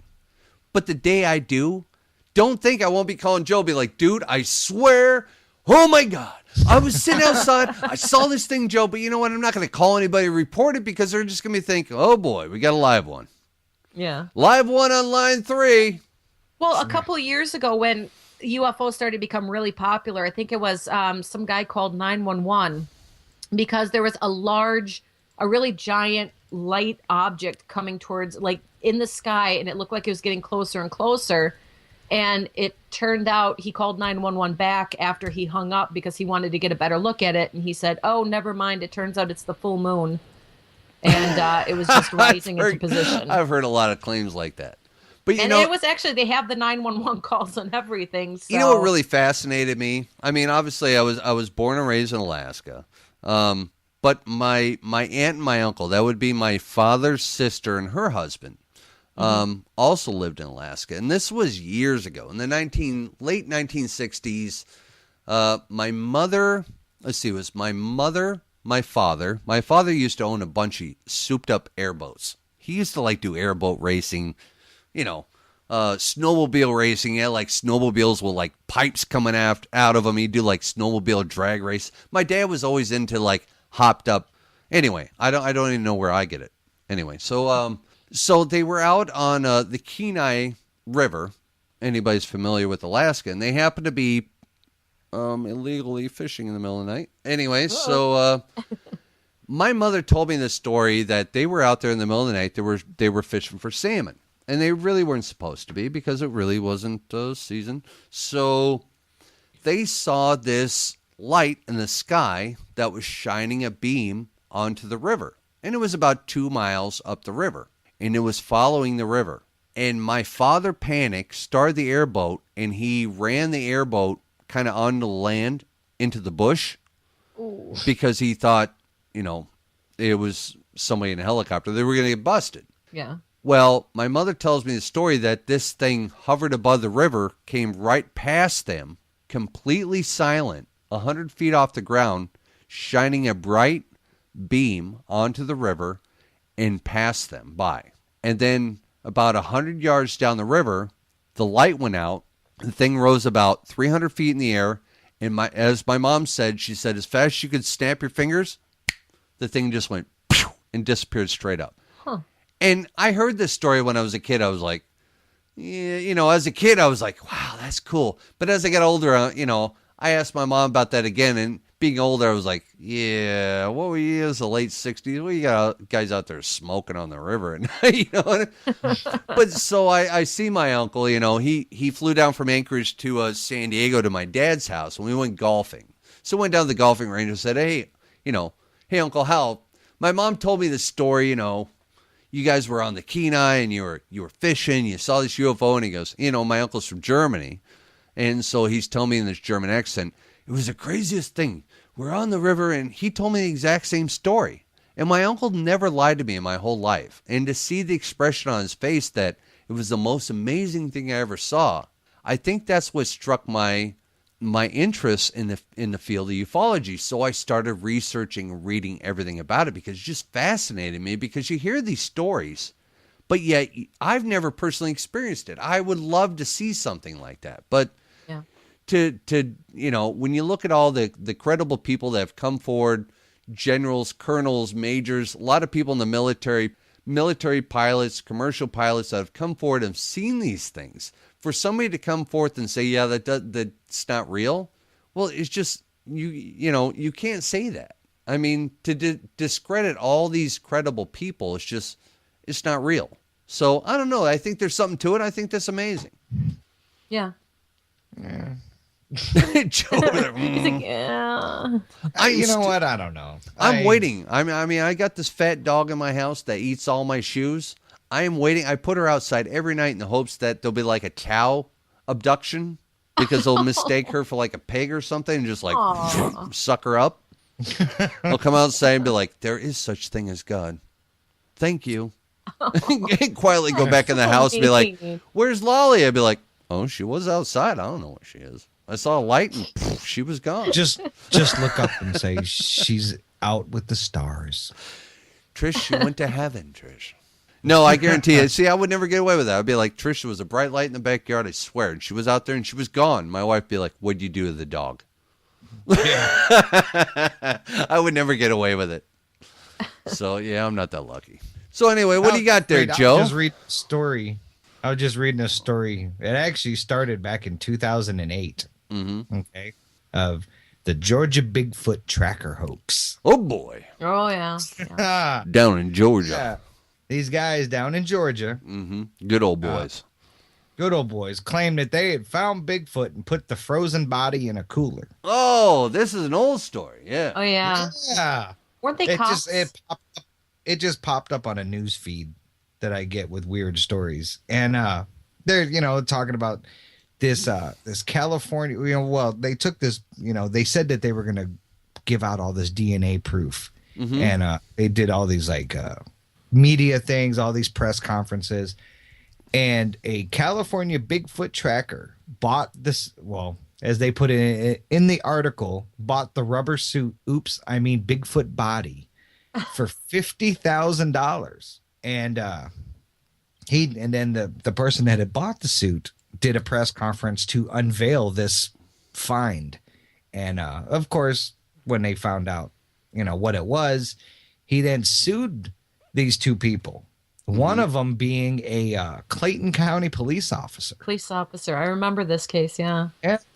And of course, he got fired. But then in this article, according to their site, which is bigfoottracker.com, you can go on a Bigfoot expedition with them for $500. Well, you don't see. I follow a lot of people that are listening. They don't know that I follow a lot of these paranormal fields. I mean, very closely. Ufology, Bigfoot, all this stuff, cryptozoology. Joe, this story. Now, there's a guy named Tom Biscardi, and he's done a lot of really credible. I mean, pretty well done documentaries on YouTube about Bigfoot. And Tom Biscardi is I don't want to say he's a self-made millionaire. I can't tell you where he got all his money, but he's got money. So he dedicated his life to finding Bigfoot. Well, Tom Biscardi was all up in that thing. And it kind of ruined his reputation, actually. Tom Biscardi is the one that originally came up with the idea that Bigfoot or Sasquatch, or, there's 500 names for it, but has a migrational pattern. That they actually move between the Northwest, like Seattle, down through Ohio. They have a migrational pattern that they follow like several animals. And Tom Biscardi was all caught up with that fraudulent scheme. Kind of ruined his credibility. Yeah, crazy. That's crazy. It is. I just seen it on a site, and I just thought it was kind of funny. So I remember when that case happened. I remember they had these really bad, like, shaky video and pictures of this alleged... Blair Witch and everything. And the first thing I thought was Harry and the Hendersons. That's exactly what it looked like to me. It looked like the costume from Harry and the Hendersons. So... Yeah, shoved in a freezer and everything. Jeez. Joe, what are we missing out on, dude? Why don't I go get a costume? Like we got Travis. Yeah. He's a good camera guy. We could do something, dude. We could run through the woods, be like, oh my God, did you see that? Shoot. And then you just turn around. What is that? Boom, boom. Shoot the gun a couple times. Be like, dude, I think I hit it. Then you come over and you see me with the shaky camera, and it'd be like some fake blood on the fur. Yeah. And I could be like, it'd be like, oh my God, we shot Bigfoot, and we'll just put that on YouTube, and we can there you go. We'll tell you where it's buried for $50,000. Yep. There you go. Why don't we do that? There you go. See, there you go. Always thinking outside the box. I am, man. I'm thinking ahead. I'm thinking about our futures here. So what else you got there, Joe? Man. That's all I had to throw the Bigfoot thing out there. I thought you watched a movie. I did watch a movie. Well, it's movie time. Go on. Tell us. It's movie time. I don't know. Last night I watched Sinister. Oh boy. Oh, I wanted to see that. That is a mind messing up type of movie. Yeah. It stars Ethan Hawke. And what a cool last name. What? I want to have that last name, Hawke. Oh, that's better than Kelly. Like Buck Skywalker. Hawk. You remember Hawk? Did you seriously just say Buck Skywalker? What was the name? Buck what? Buck Rogers. Buck Rogers. Dude, I'm going back 30 years. You remember Hawk? He had feather hair. Yeah. Yeah. I thought that was... No, it was Buck Battlestar Rogers. Galactica. I can't believe I said... Hit the bell. Hey. Okay, I just dropped a quarter in there. I said Buck Skywalker. Is Buck Rogers on Battlestar Galactica? I can't believe I said Buck Skywalker. Hit the bell again. I don't know. I thought Buck Rogers was a whole different character. No, I can't believe I said Buck Skywalker. Just stop now. I don't know. Andrea, you and I need to go to our rooms. I don't watch these old. I'm not as old as you two. I don't watch these shows. I can't believe I said Buck Skywalker. Oh my God. I can't believe you did it either. It was kind of funny. At least I remembered Hawk. I had bits and pieces there. Yeah, you did. It was drugs. It was the drugs in the 70s. He's an author. He does crime novels and stuff. Sure. And he moves his family out to this little town, and he's actually writing books on true crimes that have happened, murders and stuff. And he's got a reputation because the cops in the town hate him because his other books, they kind of didn't do the cops justice, type of thing. And so you're like watching this and you're kind of, and I'm not going to give it away, but you're kind of picking up bits and pieces as it goes. And it starts to, I'm trying to think of the best way to describe it without giving away the movie. I mean, absolutely, you have to go see it. Have to go see it. Give us some details, dude. It's basically kind of boils down to like a serial killer / cult type of killings, and they're all related, and he starts to see things in his home, and it's all got to do with this old projector and I can tell you, basically this projector, all these films are the actual murders happening. Like snuff films? Kind of, yeah. And he doesn't give it to the cops. He's like watching them himself, and then he's kind of piecing together where all these, and he has the help of this little deputy, little Barney Fife guy. But Barney Fife, well, because this guy's just dumb. And he's like, oh, I'll help you. And the guy's like, all right, well, look at this year, this type of murder, this many people, but out of these families that are getting killed, one child is not killed and never found. Oh, boy. Out of each family. And it's just, like I said, you got to watch it because it all ties in at the end, and it's freaky. I mean, I'm sitting there on the couch watching it going, oh, wow. Oh, wow. I mean, it's a little graphic, but it is good. I mean, you want something that'll actually keep your attention, you got to watch this movie. Absolutely. Yeah, it is definitely worth it because it's not your typical horror movie. So I thought it was going to be about ghosts and all this other stuff, and it kind of goes a different path. So where's this available? I mean, where do you watch it? I watched it on cable. Oh, all right. So it's not like on Netflix or anything like that. I mean, no. You know what? No, it's actually fairly new. It was on demand. All right. So Sinister. Yes. Good movie. Probably one of the best horror movies I've seen in a long time. Well, you said the last one wasn't a horror movie, so I got confused. Your definition of horror movie and scary, so whatever. Well, okay, I don't consider like slasher films a horror movie. I don't know. That's just me. See, I don't understand. I don't like slasher movies either. I don't either. How many times can you kill Jason? You know what I mean? Yeah, exactly. I want to watch the ones that are going to make you pee a little while you're watching it. They're like, oh, and you know what? This one, it comes close. It was. I'm telling you, it was a good movie. So definitely a movie you want to snuggle up on the couch with your specific someone and oh watch. Yeah. You know what? You probably shouldn't let your kids watch it like I did. I let my kids watch all that stuff unless, I don't let them watch all the nudity and stuff. But there was no TNA in this movie. None. Oh, that's good. That's unusual for a horror movie. Well, I know. Usually they got some little hot girl running around topless or no. It's guy friendly, yeah. Yeah. Guy friendly, violent horror movie. My little one was on the couch like, freaking out. So and Joe's like, "Oh, I'm sorry you had nightmares. I'm sorry." Parent of the Year award. That's Joe. Yeah, my kids are sitting there watching something. What was it? I couldn't believe it, man. I was like, I need to have more control of my kids. I came downstairs, and it was on Netflix called The Human Centipede or something, and I came downstairs. I'm like, what the hell is that? And my 16-year-old was watching. I was like, what is it? Oh, it's Human Centipede. I'm like, walked over, boop, turned the power off. I'm like, I don't know what that is. I better never see that in my house again. Why? What was wrong? I've never seen it. Oh, yeah. I'm not even going to go into it on air. It was all bad. No. It was all bad. I was it's pretty nasty. It's beyond nasty. I sat there and thought to myself, what human being thinks of a concept like that? It's just disgusting. I was like, I looked at my kid. I said, I don't know what world you think you're living in, but this is my world. And in my world, that doesn't play in my house. You understand? She's like, Okay, Oh, Dad. look at Kale trying to get the award. No, I'm just saying. You watch that movie and then get back to me. It's on Netflix. I'm gonna watch it tomorrow. Oh, you do watch it, and then then Joe's gonna text me like, "Damn, you let your kids watch that?"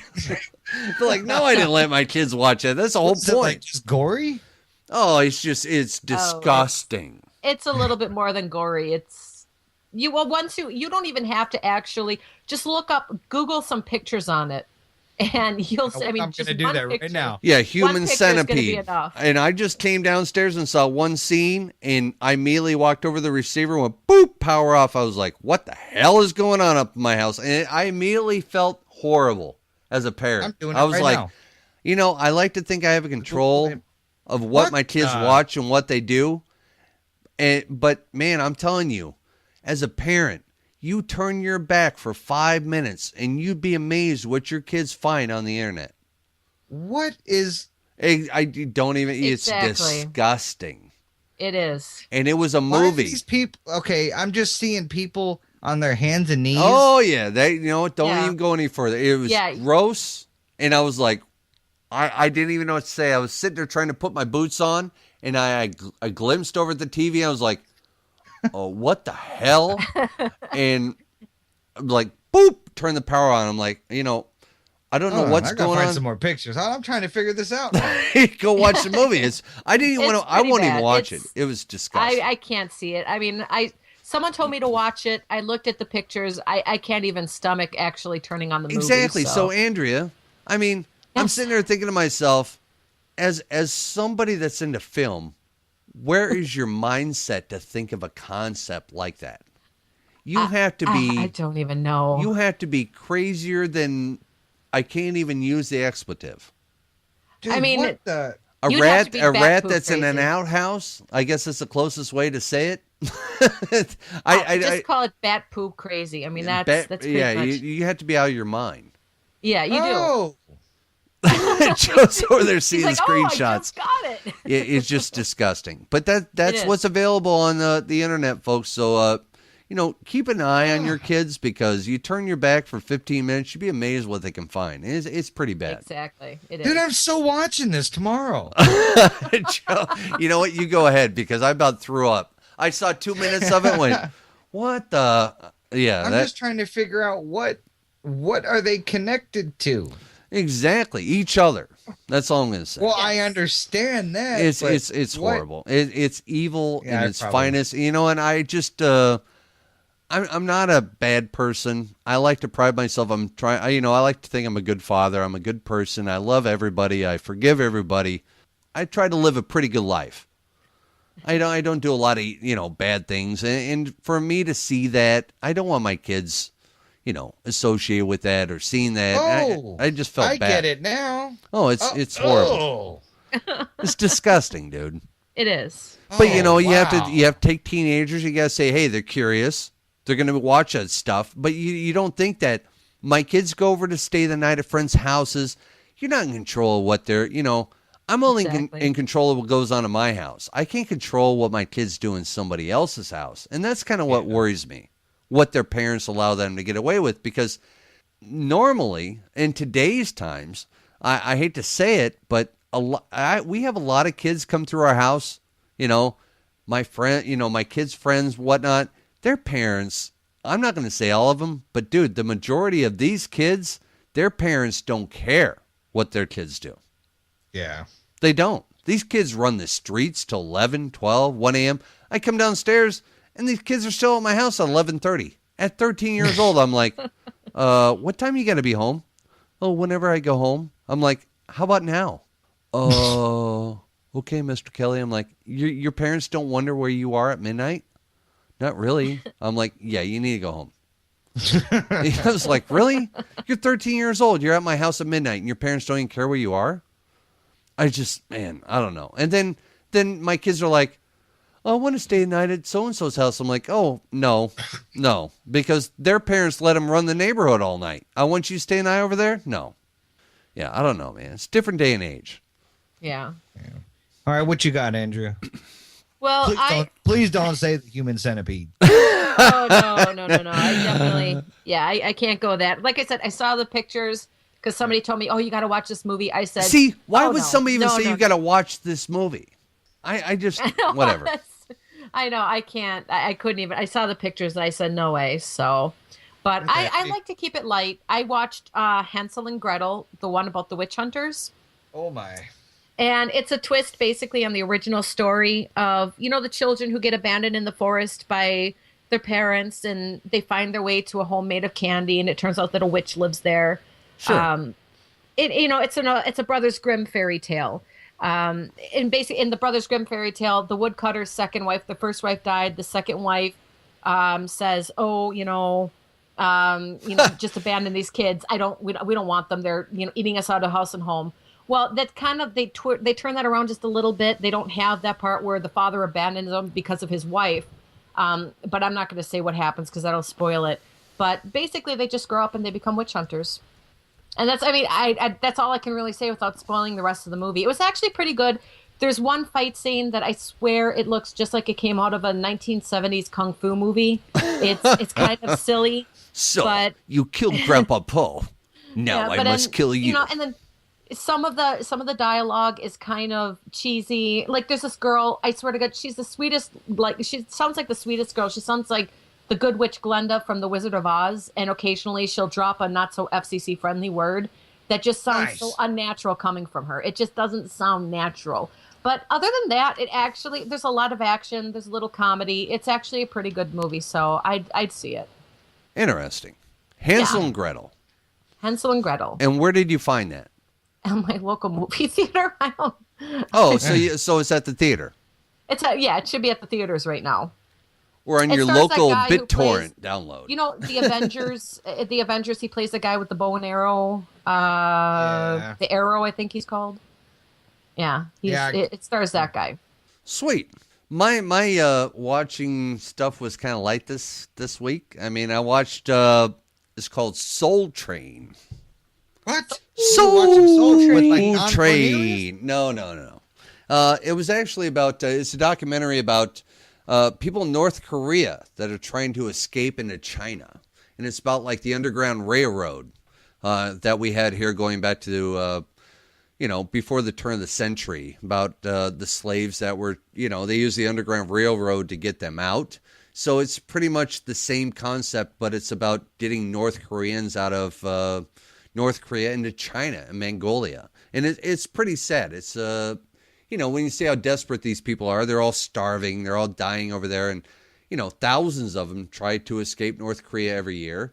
And it's a lot of it is about, like I said, trying to get them out. But the Chinese have taken it upon themselves to capture these North Koreans, even though they know that they're under the penalty of torture and death if they're returned.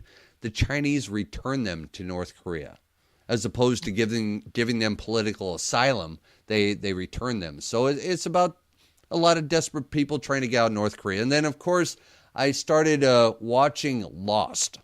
Never watched it before, saw it on Netflix. Hey, there's 160 episodes, so I started watching Lost. And you know what? I'm in episode 2, and I'm a little lost. So I don't know what's going on there. It doesn't get any better. It's a little hokey. Any better. It gets worse. Yeah. It gets worse. I think I made it through 2 episodes. I think it's a good show. Oh, I'm on season 2. I mean, I'm sticking with it. I thought it was a good show, but it's confusing. It's not so confusing. I mean, I'm not confused. I'm just thinking, this is just, how do you blow 1,000 miles off course? And, well, and they say, well, the last radio transmission was given da-da-da, we're 1,000 miles. It was like, well, you got the black boxes. They communicate with satellites. I don't know. Maybe I'm a little analytical, so I'm thinking, this isn't real. They would know where you are, and I don't know. But I'm still watching it, and people are killing each other, and they're running through the jungle and finding underground bases full of food, and I don't know. It's just crazy. You want to know what I think is funny? Is Kale sitting there going, well, they're blowing 1,000 miles off course. That can't be real. This is the man that hunts ghosts. Yeah, that's me, man. I've been picking through this show like you won't believe. I'm like, I don't buy it. Oh, geez. Hey, that is funny. I want to do one thing real quick because I know we're getting short on time. Mm-hmm. I just want to plug a new website that I started. I talked to you guys last time that we were on air about my new case study about paranormal objects or objects that supposedly have haunted attachments. I have my very first research object right now in a very sterile condition. It's in a house that's not lived in. It's I have a webpage basically. Go to paranormalronin.blogspot.com. Ronin, spell that. RON RONIN. It's paranormal RONIN .blogspot.com, paranormalronin.blogspot.com. And I have my first few videos. I have a video explaining what I'm doing and why I'm doing it. The next video is a crap video. You don't even really have to watch it. It's just it's not good. I mean, it's just basically some odd sounds that happened, but I'm kind of leaning towards audio matrixing on some of the things. There's a video that actually where, balls are kind of rolling around. And it's, on command. So, I mean, I'm not overly excited about it, but I thought it was interesting. And then there's the final video where some really kind of creepy things were happening. And this is about going into a week and a half into the investigation. And all of a sudden, things are starting to happen a lot more frequently and a lot more in your face. So go to paranormalronin.blogspot.com and listen to some of the videos that I posted on YouTube. And let me know what you guys think. I'm not saying that anything is paranormal. I'm saying I would like your opinions because... Wait. What? You told us you brought this paranormal supposedly haunted object in your house. You're sitting here telling us about balls rolling around and all this stuff. Now you're telling us none of it's paranormal? No, I'm not saying it's not paranormal. I'm just saying I'm not saying it's paranormal. I'd like people to look at the videos, and because I don't have an explanation, that doesn't mean it's paranormal. Hey, maybe Joe. Somebody who's an outside-the-box thinker will see that ball rolling and say, hey, I know what caused that to happen, and then I could test the theory and see if it's plausible. And if not, that might lead me one step closer to saying, well, maybe there is something not natural going on here, or maybe I'll be able to say, well, hey, maybe there's an explainable reason for this. Hey, Joe. I'm still in the research phase. I'm not going to call anything paranormal during the research. I'll tear it apart tomorrow. Exactly. There you go. Hey, my doors are opening and slamming in my house. My dog was thrown across the room. My head spun around 3 times, but it's not paranormal, so check it out. Well, nothing like that's happened. If something like that happened, then I would say, yeah, something's going on. But right now, it's just balls rolling. I mean, I don't know. That's what I'm saying. I'd like people to look and, let me know what their thoughts are. Skip the second video. It's just stupid. But the first video is an explanation. The third video is video clips, and the fourth video is the newest edition where I think that something odd is kind of happening. Cool. Yes. So paranormalronin.blogspot.com. Thank you. Sweet. And for us, you can check out Joe and I at theskepticaledge.webs.com or follow us on Facebook at The Skeptical Edge. Or if you have any cares, concerns, complaints, or suggestions, please feel free to email us at theskepticaledge@gmail.com. Because we care. Because we care. We do care. But I care. I care more than they do. Yeah. All emails are subject to be read on the air, though. Absolutely. Yes. So please think wisely before you click that big send button. Yes. But yeah, I mean, if you have any suggestions on guests you'd like to hear on the Skeptical Edge or anything like that, don't think that we can't get them. Oh, yeah. Any kind of guest you guys want to hear, any topics. If you have a question about something going on. Yeah, you'd be amazed if you have a replacement for Andrea. Hey! Just let us know. No, Kale's getting tired of dinging that bell. Who else is... Okay, now how are you going to earn money if I'm gone? Oh, we have our ways. We have sponsors. We got Xavier Clothing. We have Monster. We got we're hooked up. We're gonna shoot Bigfoot. Yeah, absolutely. There you go. Put them in a freezer and sell them. Yep.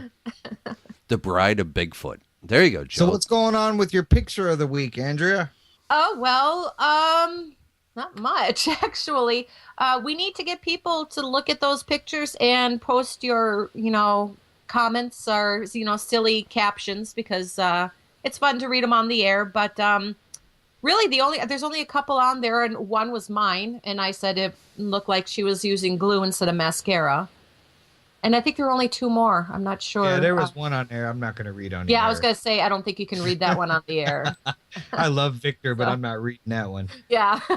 I think someone said that's some good crack. Yeah. Someone said Oh, that. boy. I think, so that was really it. There's, I think people kind of missed out on that one. I don't think I promoted it enough. That's my bad. I'm sorry. Oh, ding.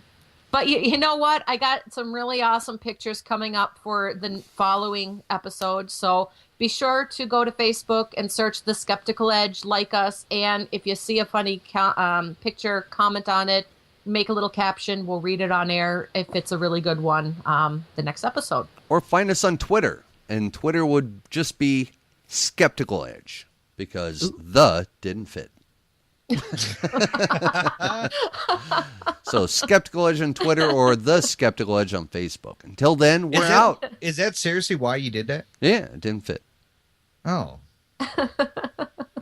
Wasn't on purpose there, Joe. I was just wondering. I mean, it's all good. But we're out. So until next week, peace. Andrea, you guys have a good one. Colorful metaphor. What? Oh boy. All right, we're out. Everybody have a good week. We'll talk to you next week right here on the Skeptical Edge KQCX The Storm. We'll see ya. Later. Bye. Thank you. Please come again.